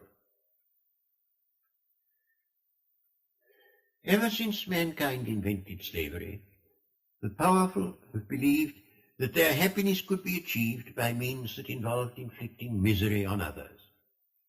Gradually, with the growth of democracy and with the quite modern application of Christian ethics to politics and economics, a better ideal than that of the slaveholders has begun to prevail, and the claims of justice are now acknowledged as they never were at any former time. But in seeking justice by means of elaborate systems, we have been in danger of forgetting that justice alone is not enough. Daily joys, times of liberation from care, adventure, and opportunity for creative activities are at least as important as justice in bringing about a life that men can feel to be worth living. Monotony may be more deadening than an alternation of delight and agony. The men who think out administrative reforms and schemes of social amelioration are, for the most part, earnest men who are no longer young. Too often they have forgotten that to most people not only spontaneity, but some kind of personal pride is necessary for happiness. The pride of a great conqueror is not one that a well-regulated world can allow, but the pride of the artist, of the discoverer, of the man who has turned a wilderness into a garden, or has brought happiness where but for him there would have been misery. Such pride is good, and our social system should make it possible, not only for the few, but for very many. The instincts that long ago prompted the hunting and fighting activities of our savage ancestors demand an outlet. If they can find no other, they will turn to hatred and thwarted malice. But there are outlets for these very instincts that are not evil. For fighting, it is possible to substitute emulation. For hunting, the joy of adventure and discovery and creation. We must not ignore these instincts, and we need not regret them. They are the source not only of what is bad, but of what is best in human achievement. When security has been achieved, the most important task for those who seek human welfare will be to find for these ancient and powerful instincts neither merely restraints nor the outlets that make for destruction, but as many as possible of the outlets that give joy and pride and splendor to human life. Throughout the ages of human development, men have been subject to miseries of two kinds, those imposed by external nature and those that human beings misguidedly inflicted upon each other. At first, by far the worst evils were those that were due to the environment. Man was a rare species whose survival was precarious. Without the agility of the monkey, without any coating of fur, he had difficulty in escaping from wild beasts, and in most parts of the world could not endure the winter's cold. He had only two biological advantages. The upright posture freed his hands, and intelligence enabled him to transmit experience. Gradually these two advantages gave him supremacy. The numbers of the human species increased beyond those of any other large mammals. But nature could still assert her power by means of flood and famine and pestilence, and by exacting from the great majority of mankind incessant toil in the securing of daily bread. In our own day, our bondage to external nature is fast diminishing as a result of the growth of scientific intelligence. Famines and pestilences still occur, but we know better year by year what should be done to prevent them. Hard work is still necessary, but only because we are unwise. Given peace and cooperation, we could subsist on a very moderate amount of toil. With existing techniques, we can, whenever we choose to exercise wisdom, be free of many ancient forms of bondage to external nature.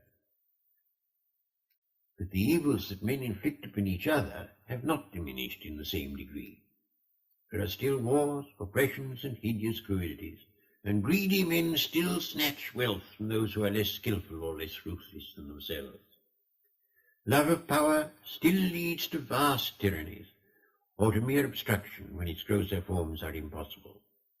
And fear, deep, scarcely conscious fear, is still the dominant motive in very many lives. All this is unnecessary. There is nothing in human nature that makes these evils inevitable. I wish to repeat with all possible emphasis that I disagree completely with those who infer from our combative impulses that human nature demands war and other destructive forms of conflict. I firmly believe the very opposite of this. I maintain that combative impulses have an essential part to play, and in their harmful forms can be enormously lessened. Greed of possession will grow less when there is no fear of destitution. Love of power can be satisfied in many ways that involve no injury to others. By the power over nature that results from discovery and invention, by the production of admired books or works of art, and by successful persuasion. Energy and the wish to be effective are beneficent if they can find the right outlet, and harmful if not, like steam, which can either drive the train or burst the boiler. Our emancipation from bondage to external nature has made possible a greater degree of human well-being than has ever hitherto existed. But if this possibility is to be realized, there must be freedom of initiative in all ways not positively harmful, and encouragement of those forms of initiative that enrich the life of man. We shall not create a good world by trying to make men tame and timid, but by encouraging them to be bold and adventurous and fearless, except in inflicting injuries upon their fellow men. In the world in which we find ourselves, the possibilities of good are almost limitless, and the possibilities of evil no less so. Our present predicament is due more than anything else to the fact that we have learnt to understand and control to a terrifying extent the forces of nature outside us, but not those that are embodied in ourselves. Self-control has always been a watchword of the moralist, but in the past it has been a control without understanding. In these lectures I have sought for a wider understanding of human needs than is assumed by most politicians and economists. For it is only through such an understanding that we can find our way to the realization of those hopes which, though as yet they are largely frustrated by our folly, our skill has placed within our reach.